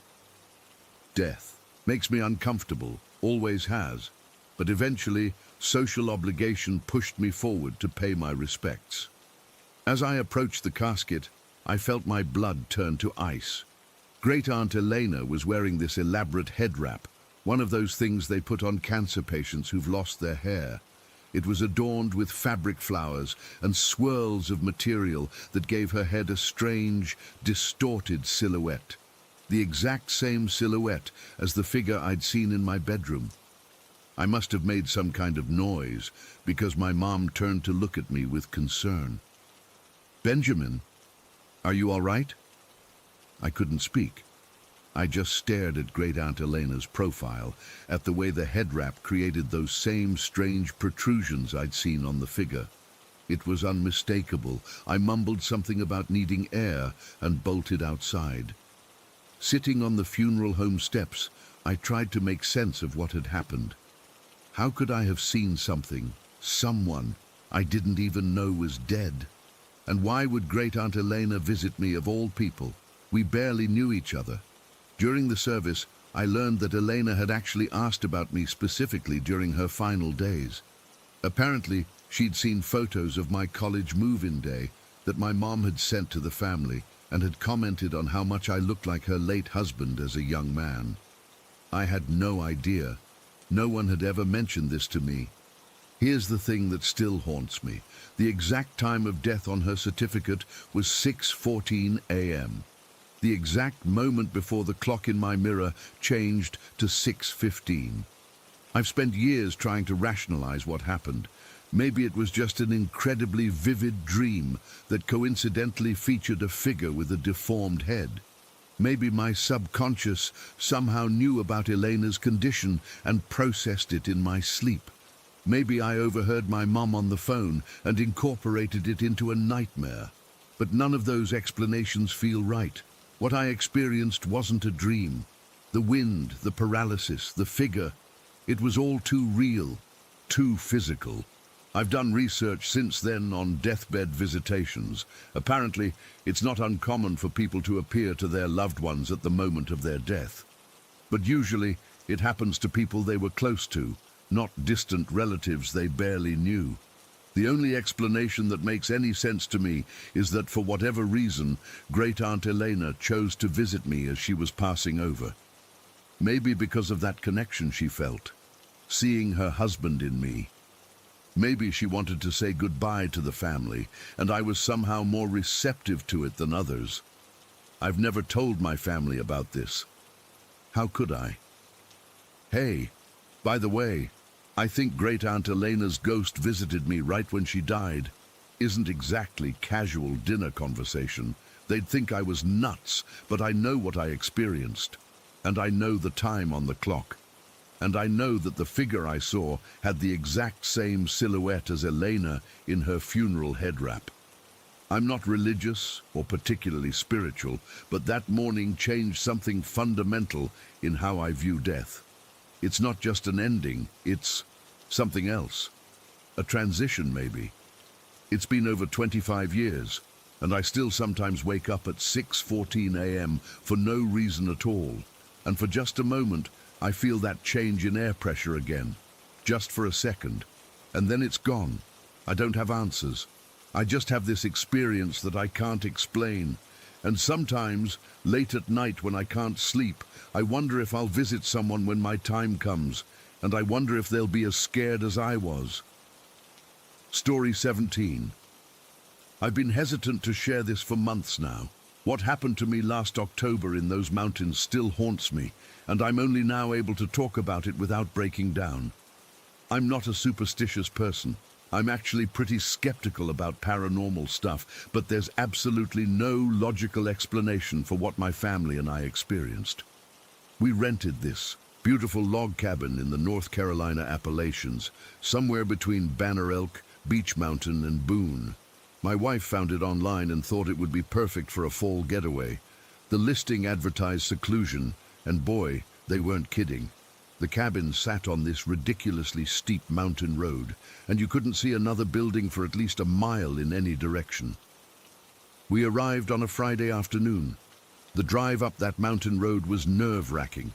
All switchbacks with these sheer drops and no guardrails. My knuckles were white from gripping the steering wheel so hard. My wife kept gasping every time we rounded a corner, which wasn't helping my nerves. Our teenage son was in the back seat, headphones on, completely oblivious to the death-defying journey we were on. The cabin itself was gorgeous. 2 stories of rustic wood with these massive windows overlooking the valley. Inside was all knotty pine and that wonderful woody smell you only get in real log cabins. But something felt off from the moment we stepped inside, like when you feel someone's eyes on you, but there's no one there.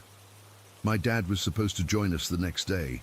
He's getting older now, and I wanted some quality time with him in the mountains.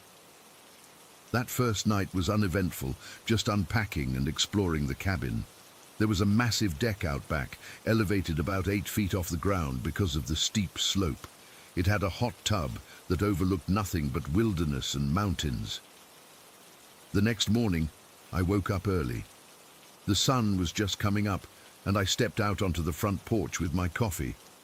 The mist was hanging in the valley below, and it was dead silent except for a few birds. That's when I noticed something weird in the tree line about 50 yards from the cabin, just a dark shape that seemed to move and then disappear. I figured it was probably a deer or maybe a bear. We were in the mountains after all. My dad arrived around noon. He's always been the outdoorsy type. So within an hour, he had us all gathering firewood from the surrounding area. There was something about the forest floor that bothered me. It was too quiet. No rustling of small animals, no insects buzzing, just our footsteps crunching on the fallen leaves. This place is dead quiet, I remember saying to my dad. He nodded, looking around. Yeah, it's like the animals know to stay away. That comment stuck with me, though I didn't think much of it at the time. As evening approached, my wife suggested we try out the hot tub. The temperature had dropped, and sitting in hot water under the stars sounded perfect. So we changed and headed out to the deck. The hot tub faced the dark valley behind the cabin, with nothing but ancient trees and shadows stretching out forever.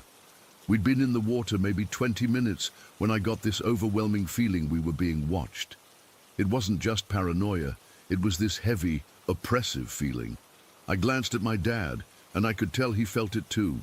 He kept looking toward the tree line, squinting into the darkness. "Everything okay, Dad?" I asked. "Yeah," he said, but I could tell he was lying. "Just thought I saw something move out there." My wife, completely oblivious to the tension, asked me to take a photo of her and my dad in the hot tub.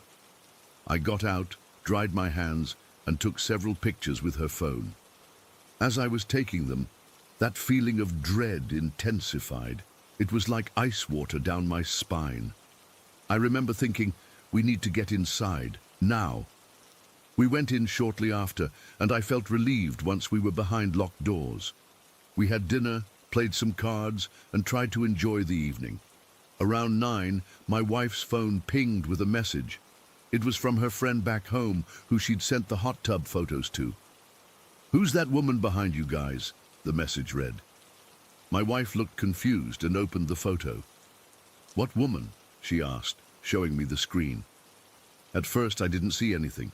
Then she zoomed in on the background, toward the tree line beyond the deck. And there it was, what looked like a young Native American woman with some kind of headdress, partially hidden behind a tree. The image was blurry, but clear enough that you could make out her features. Her eyes seemed to be looking directly at the camera. "That's gotta be a trick of the light," I said, but my mouth went dry. My wife scrolled through the other photos I'd taken. In each one, there was something different. In one, where the tree line was visible, there appeared to be faces, indistinct, shadowy, but definitely face-shaped, peering from between the branches. In another, there was what looked like an unnaturally tall figure standing far back among the trees, its proportions all wrong. "What the hell is this?" my dad muttered, taking the phone from her. We spent the next hour analyzing those photos, telling ourselves it was just shadows and tricks of the light. But deep down, I knew better. Something was out there watching us. Later that night, we were sitting on the front porch, trying to calm our nerves with some bourbon. My wife had gone to bed, and my son was inside playing video games. My dad and I were talking in hushed tones about the photos when I heard rustling in the woods. "Did you hear that?" I whispered. My dad nodded, his eyes fixed on the tree line. That's when I saw them. Massive deer antlers at the height of this old oak tree, at least 8 feet off the ground. No deer is that tall. The antlers moved slowly, deliberately, and then a deer skull emerged from behind the tree. Not a deer skull, bleached white in the moonlight, staring directly at me. It stood there for what felt like forever, and then suddenly darted away with inhuman speed. I knocked over my glass as I jumped up. "Did you see that?" I gasped. My dad was pale. "We should go inside." That night I couldn't sleep. I kept hearing scratching at the windows, footsteps on the deck, and what sounded like soft chanting. Every time I got up to look, there was nothing there, but the feeling of being watched never left. The next morning, while everyone was still asleep, I used the cabin's Wi-Fi to search for any history about the area. That's when I found an article about local Native American tribes. It described how, after a war between 2 tribes centuries ago, one tribe had captured a woman from the other. They'd taken her to a valley. The description matched the one behind our cabin, where they scalped her and beheaded her as a warning to the other tribe. My blood ran cold. I closed the laptop just as my family was waking up. We tried to enjoy our last day at the cabin, but none of us could shake the feeling of unease. I noticed my son had been whittling a piece of wood he'd found near the cabin. He'd carved it into something resembling a spear. When I asked him about it, he just shrugged and said he felt like he needed to make it. That evening, as we packed up to leave the next morning, the scratching sounds returned, louder this time. There were thumps on the roof, and at one point, all the lights in the cabin flickered and went out for several seconds before coming back on. We left at dawn, all of us silent as we drove down that treacherous mountain road. About an hour into our drive home, I started feeling different. My head was pounding, and I kept seeing flashes of that deer skull in my peripheral vision. My wife noticed something was wrong and offered to drive, but I insisted I was fine. By the time we got home, I was a mess. I couldn't stop shaking, and I kept mumbling about being watched. That night, I woke up screaming, "It's coming! It's here!" over and over. My wife said my eyes were wide open, but I wasn't really seeing her. This went on for months. Nightmares, hallucinations, the constant feeling of being followed. I'd wake up in the middle of the night to find myself standing in our yard, staring into the darkness. Sometimes I'd be holding my son's carved spear, though I had no memory of taking it. Doctors couldn't find anything physically wrong with me. One suggested PTSD, another thought it might be a psychotic break brought on by stress. Nothing they prescribed helped. It wasn't until a family friend suggested I speak with their pastor that things changed. I'm not a religious person, but I was desperate. The pastor listened to my story without judgment and then suggested something that sounded crazy: a baptism and cleansing with holy water. At that point, I would have tried anything. The baptism was performed in February, and the pastor used holy water to bless our home. That same day, my wife took the spear my son had carved and burned it, burying the ashes far from our property. The relief wasn't immediate, but over the next few weeks the nightmares subsided. The hallucinations stopped. I started feeling like myself again. But I still can't explain what happened in those mountains. What was in those photos? What was that thing with the deer skull? And why did it follow me home?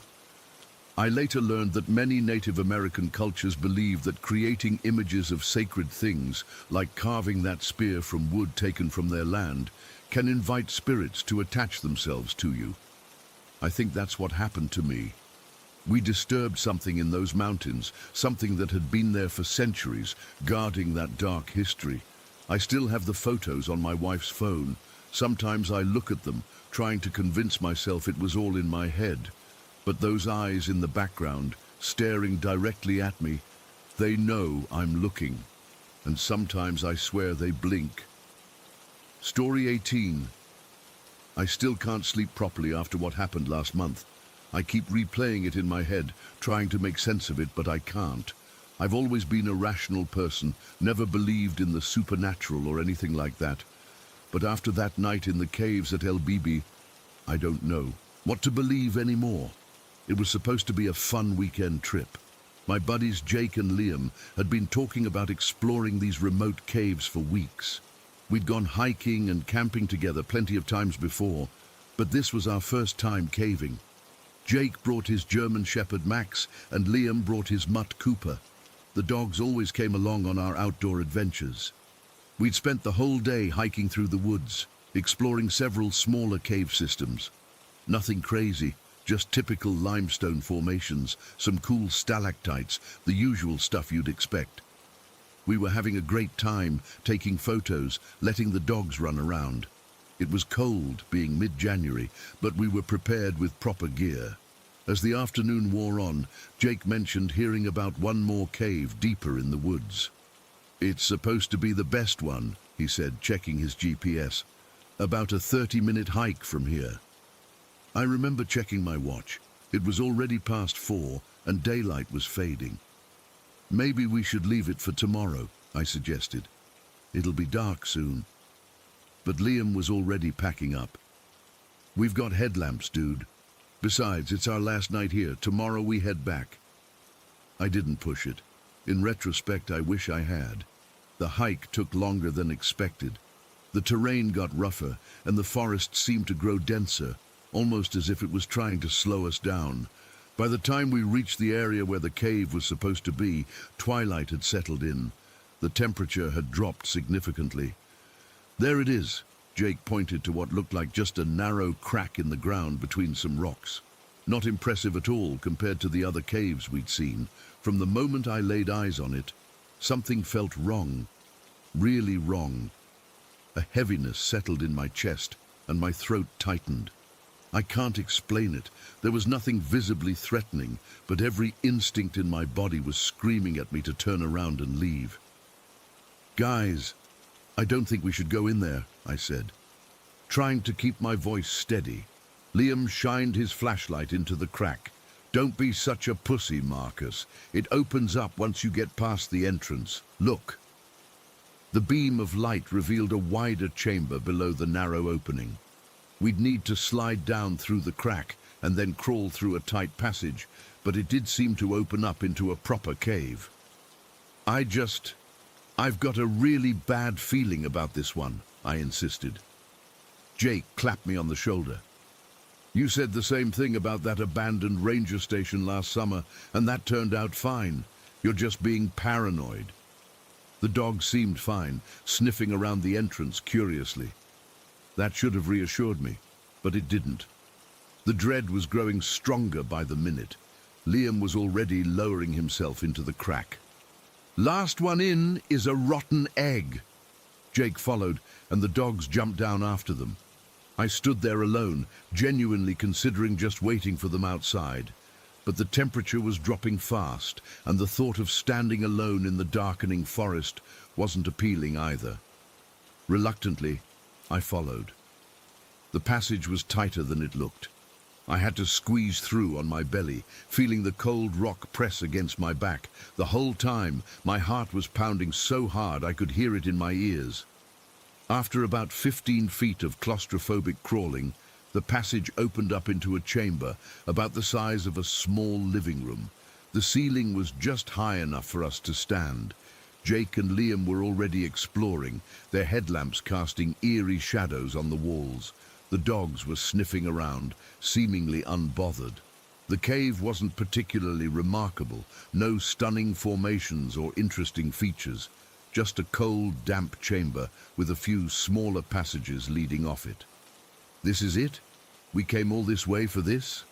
Liam sounded disappointed. "Maybe there's more further in," Jake suggested, shining his light into one of the smaller passages. "No," I said firmly. We should go. It's getting late, and we still have to hike back to camp. Dude, what is wrong with you? Liam turned to me. You've been acting weird since we got here. I couldn't explain it.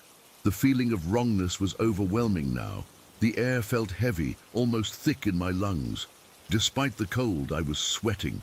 I don't like it here. Something doesn't feel right. Jake sighed. Fine, we'll head back soon. But since we're already here, let's at least take a break. I need to rest anyway. He sat down, leaning against the wall, and pulled out a joint from his pocket.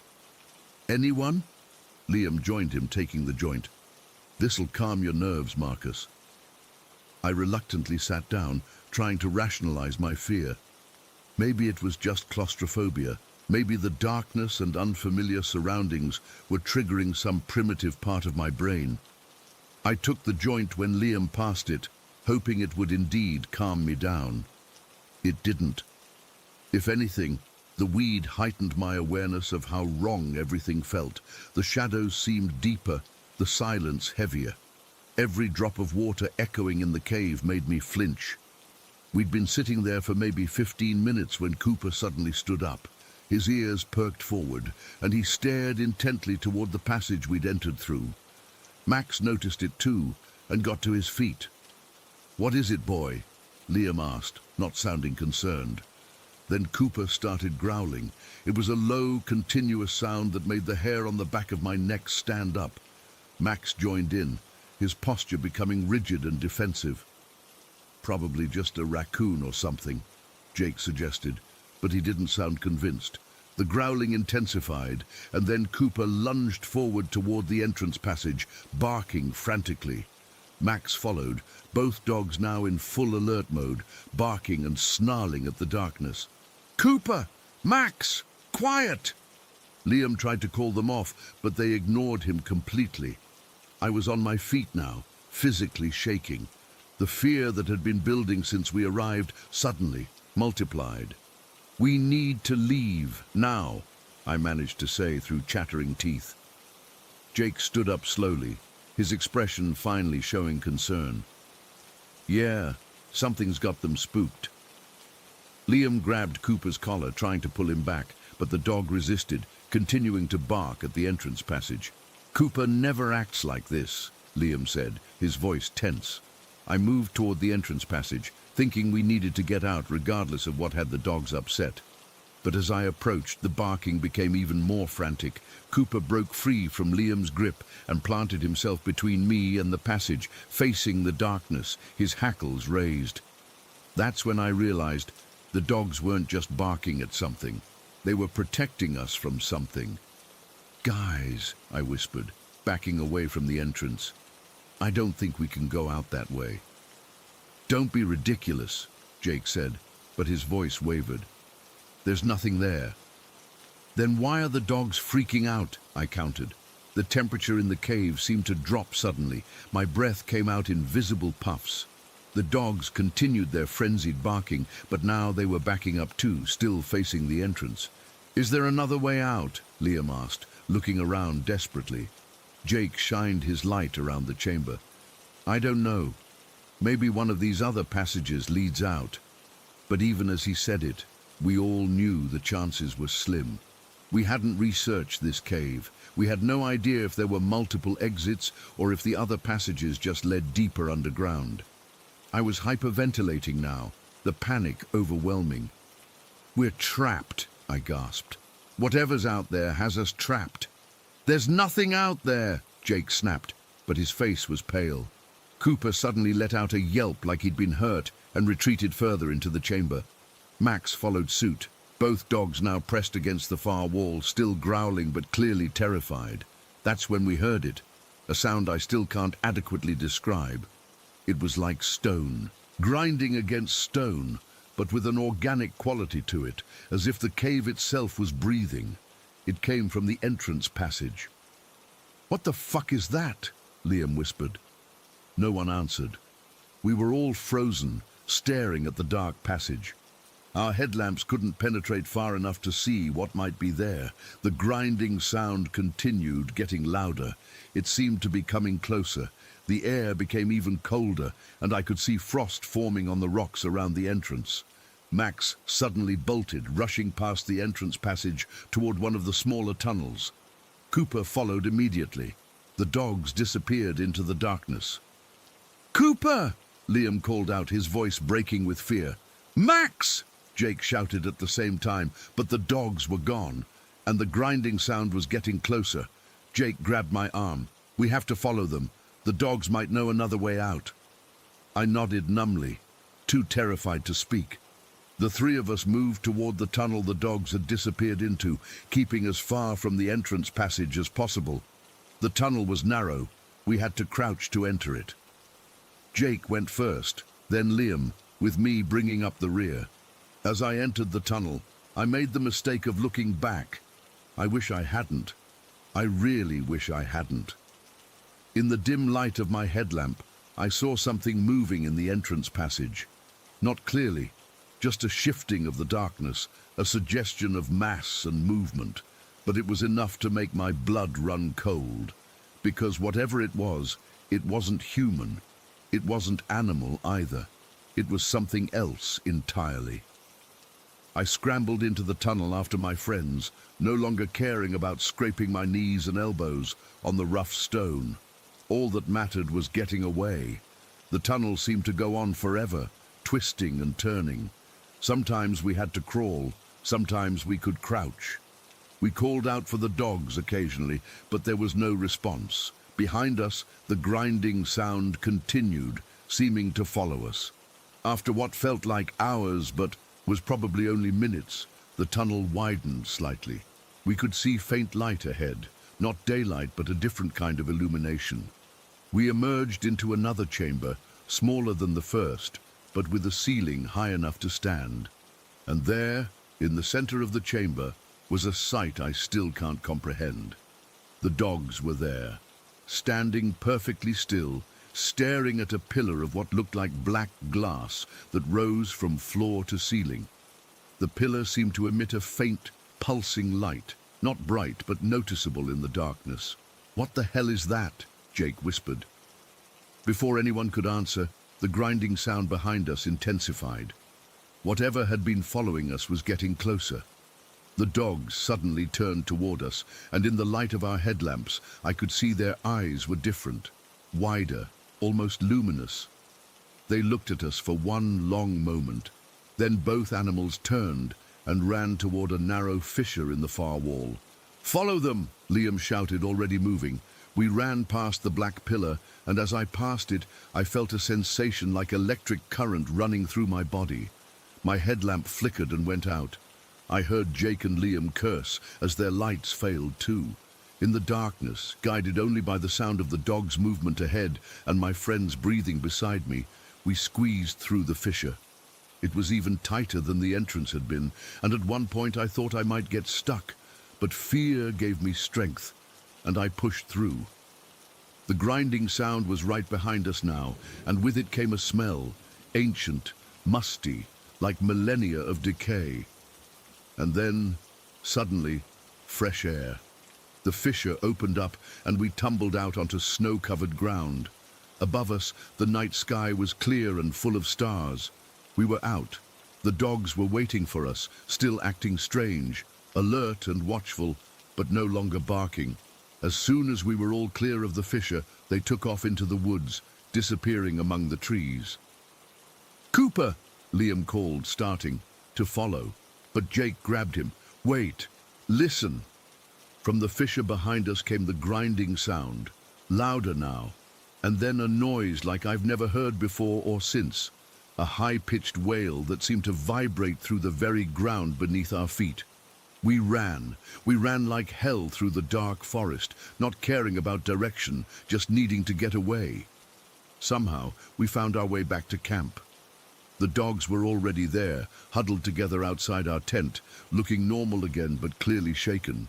We packed up in record time and hiked out that night using our backup flashlights. None of us spoke about what had happened. It wasn't until we were in Jake's car, miles away from El Bibi, that Liam finally broke the silence. "What the fuck was that?" he asked, his voice still trembling. Nobody answered. Nobody could. "It's been a month now. We haven't talked about it since that night. The dogs seem fine, though Cooper won't go into dark spaces anymore. Jake and Liam act like it never happened, changing the subject whenever I try to bring it up. But I know what I felt. I know what I saw. Something ancient and malevolent lives in that cave at El Bibi. Something that doesn't want visitors. And sometimes, late at night when I can't sleep, I swear I can hear that grinding sound again, as if it followed us home. As if it's still out there, waiting." Story 19. I'm still not entirely sure how to explain what happened in that house. Even now, typing this out with shaking hands, I feel like I'm right back there in that living room, frozen in absolute terror. We moved into the semi-detached house in Sheffield when I was 9 years old. It was the summer of 2004, and at first I was excited about having a new bedroom to share with my younger brother, Tommy. The house wasn't anything special, just your typical British semi, with 2 bedrooms and a small garden out back. The one unusual feature was the loft conversion, accessible through a door in our bedroom. It had a narrow staircase leading up to a space my dad immediately claimed as his office and occasional bedroom when he worked late. Dad was a graphic designer who often stayed up well into the early hours working on projects. For the first few months, we got used to hearing him up there.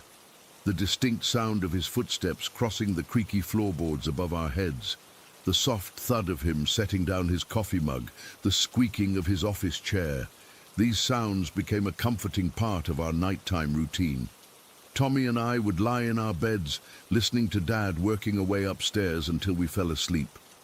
When I was 10, things started going downhill between my parents.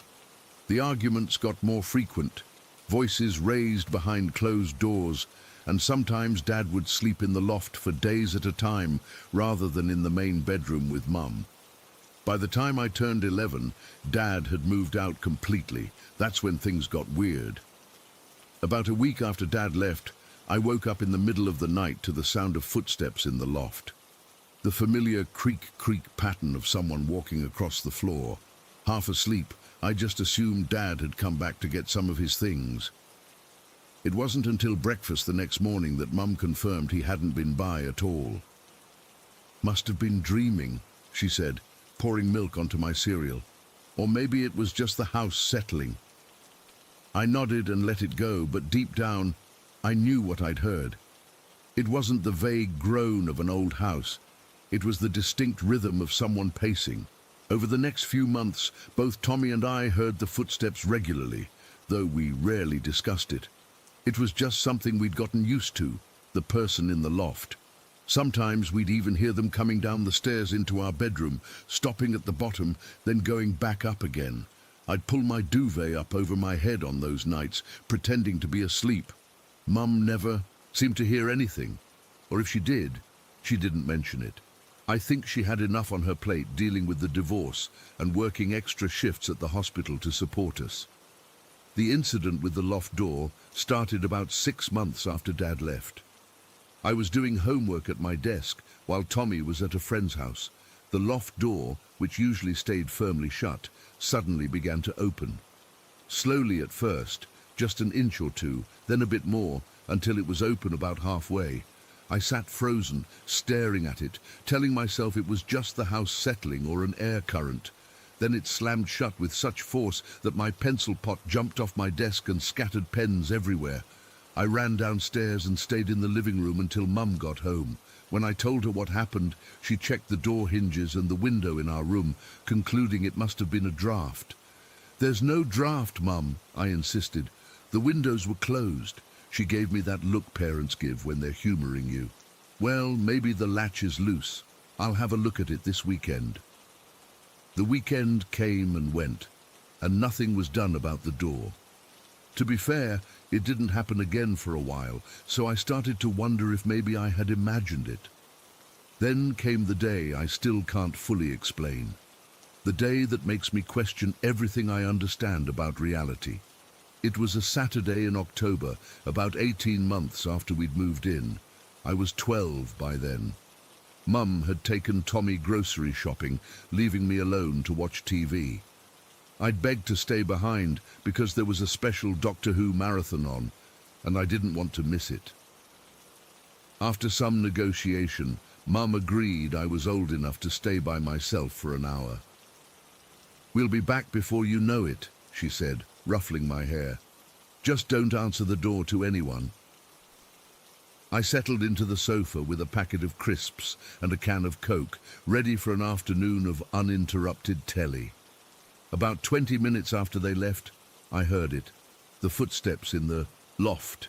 This time, they seemed more deliberate, heavier somehow. Thud, thud, thud, crossing directly above the living room. I tried to focus on the TV, turning up the volume slightly.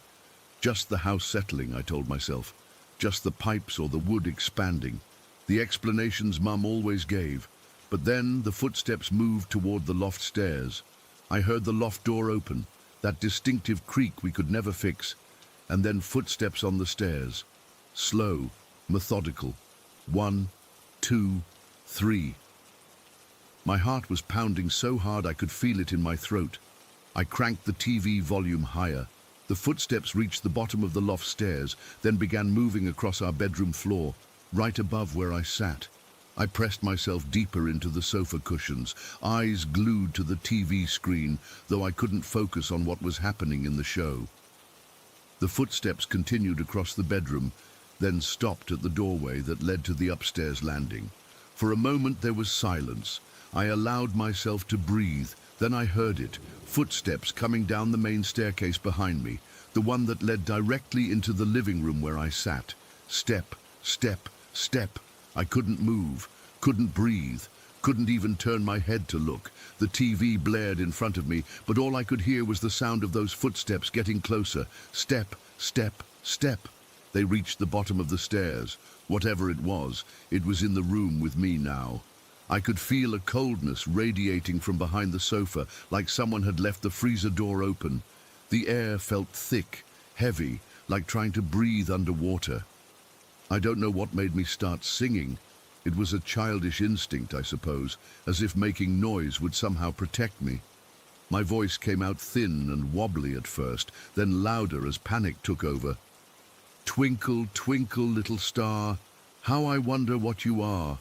I sang it over and over, eyes squeezed shut, hands clamped over my ears, though it did nothing to block the sound of something breathing behind me.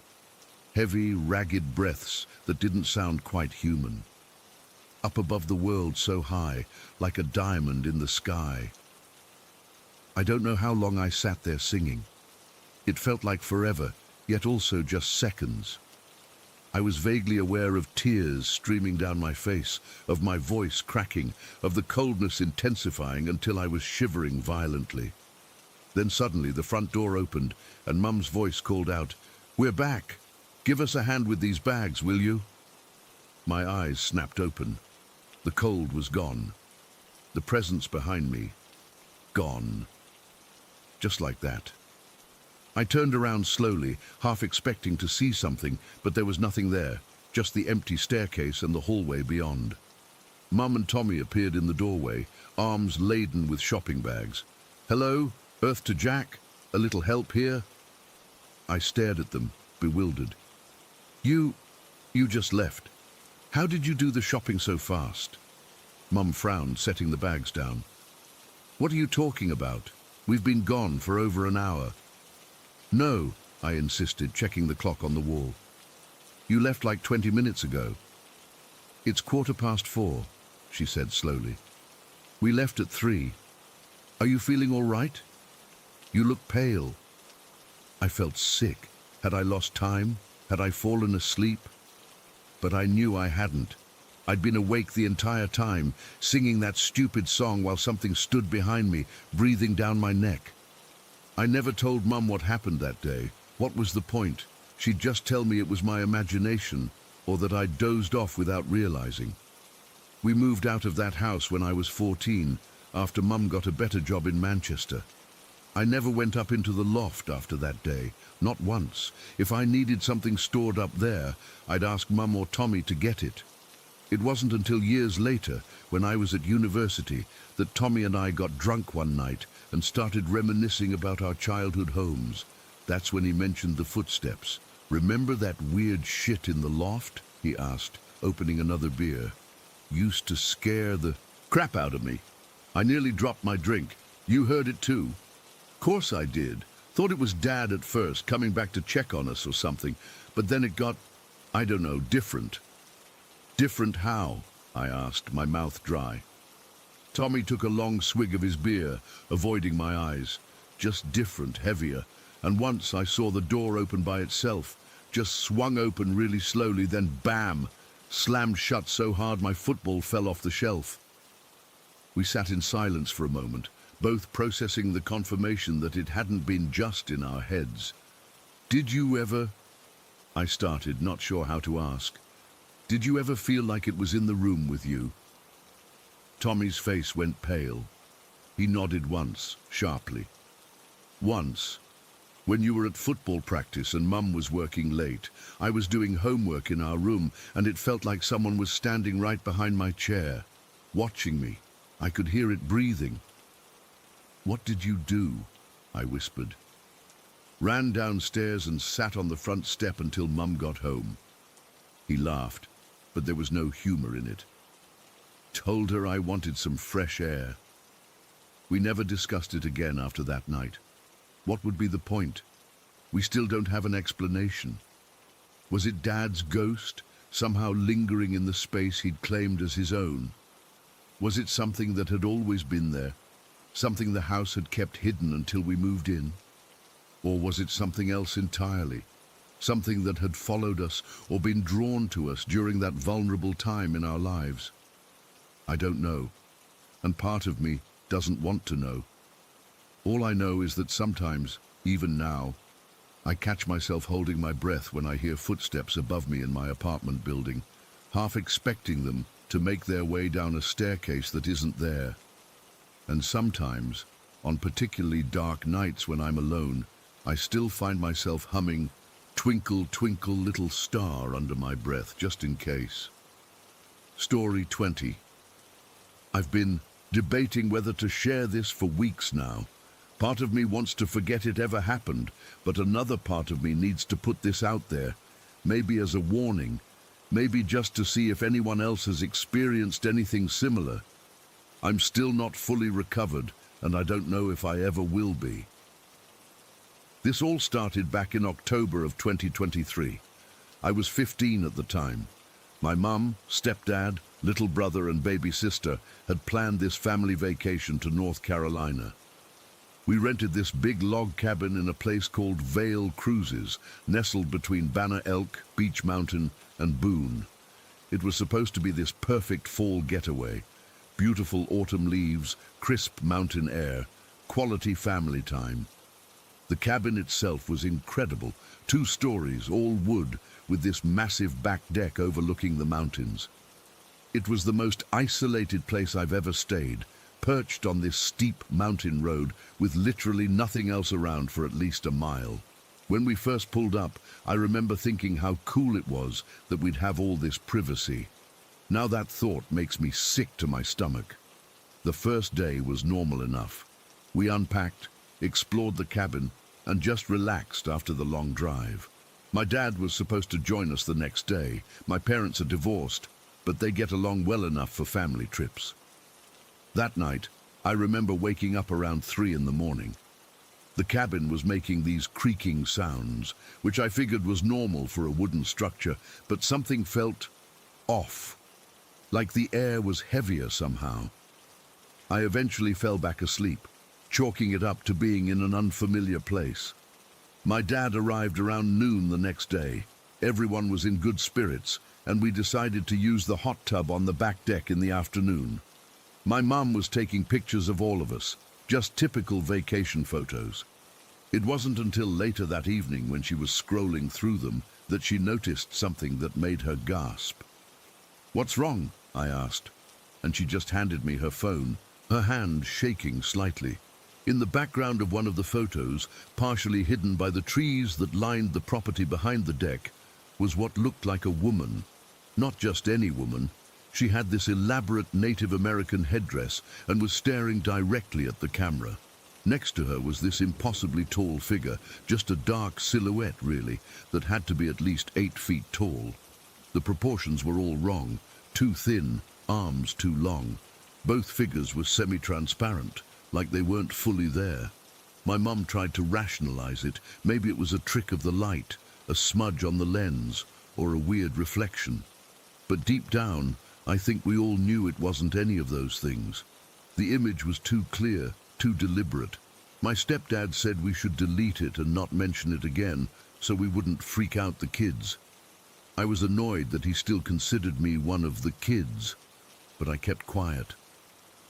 That evening after dinner, my dad and I decided to sit on the front porch. It was a clear night, and we wanted to do some stargazing.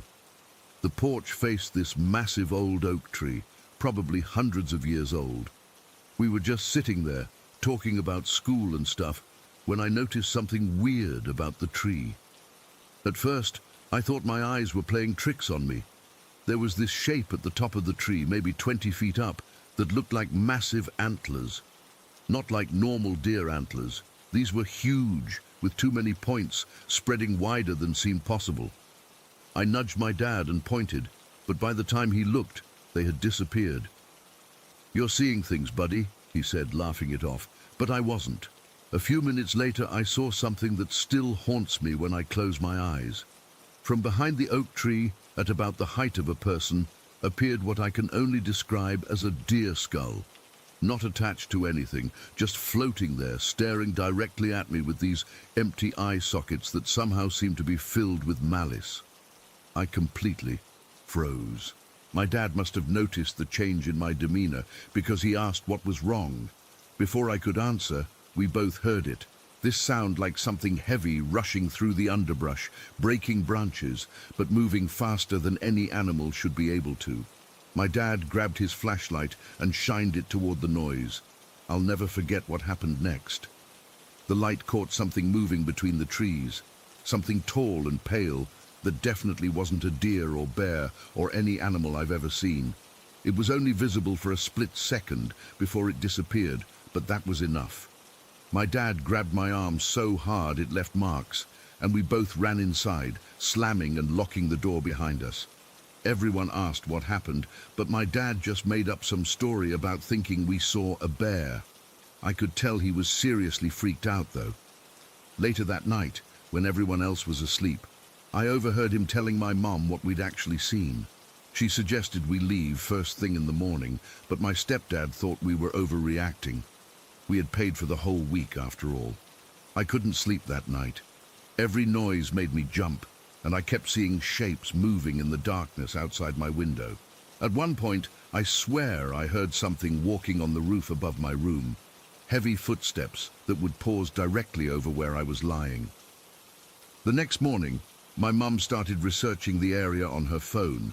What she found made us all pack our bags immediately. Apparently, the cabin was built on land where, centuries ago, a tribal war had ended with a Native American woman being scalped and beheaded.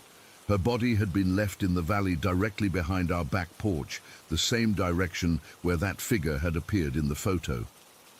During our stay, I had been whittling a piece of wood I'd found near the cabin, making a kind of spear out of boredom. Something about it had felt important, like I needed to have it.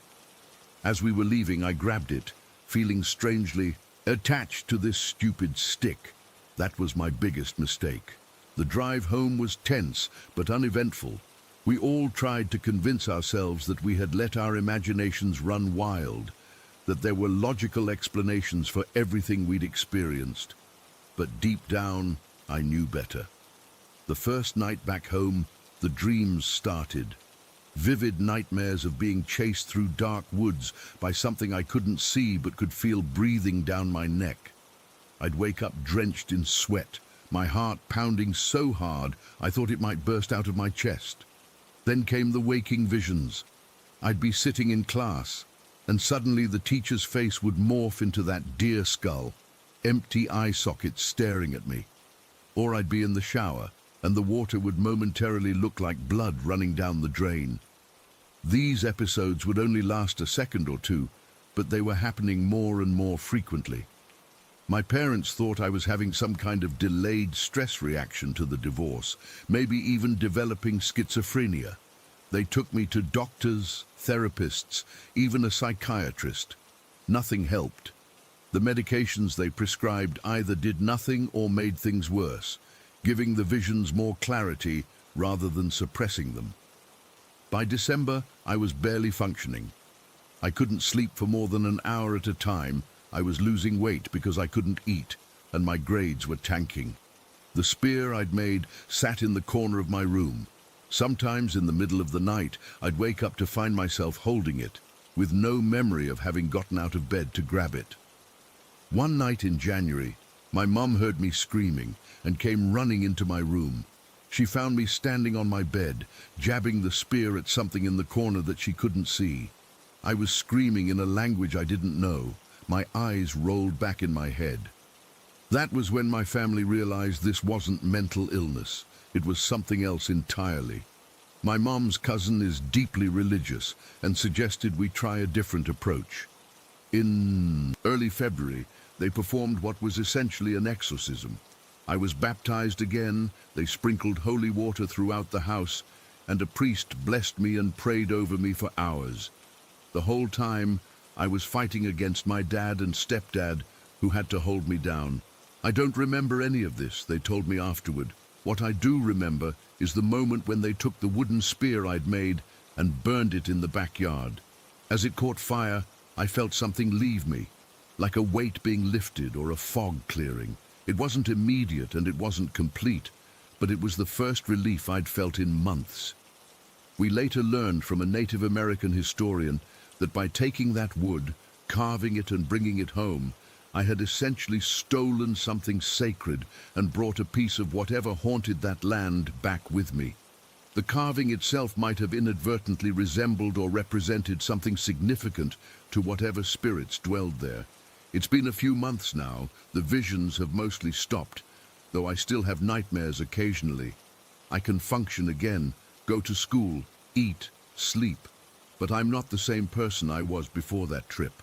I'm more cautious, more aware of things most people don't notice or choose to ignore. I don't know what exactly we encountered in those North Carolina mountains. I don't know if it was the spirit of that murdered woman, or something older and darker that was there long before any humans set foot on that land. What I do know is that some places have memories, and some of those memories are hostile to the living. If you're ever in that area, stay away from isolated cabins.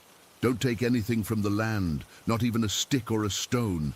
And if you see antlers where they shouldn't be, or a deer skull watching you from the darkness, run. Don't look back. Don't try to understand it. Just run. I still feel it sometimes, especially at night when I'm alone.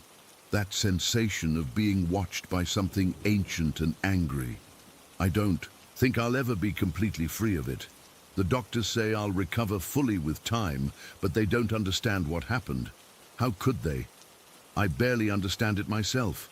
All I know is that whatever was in those woods is still there, waiting for the next family to rent that cabin, to sit on that porch, to take pictures on that deck.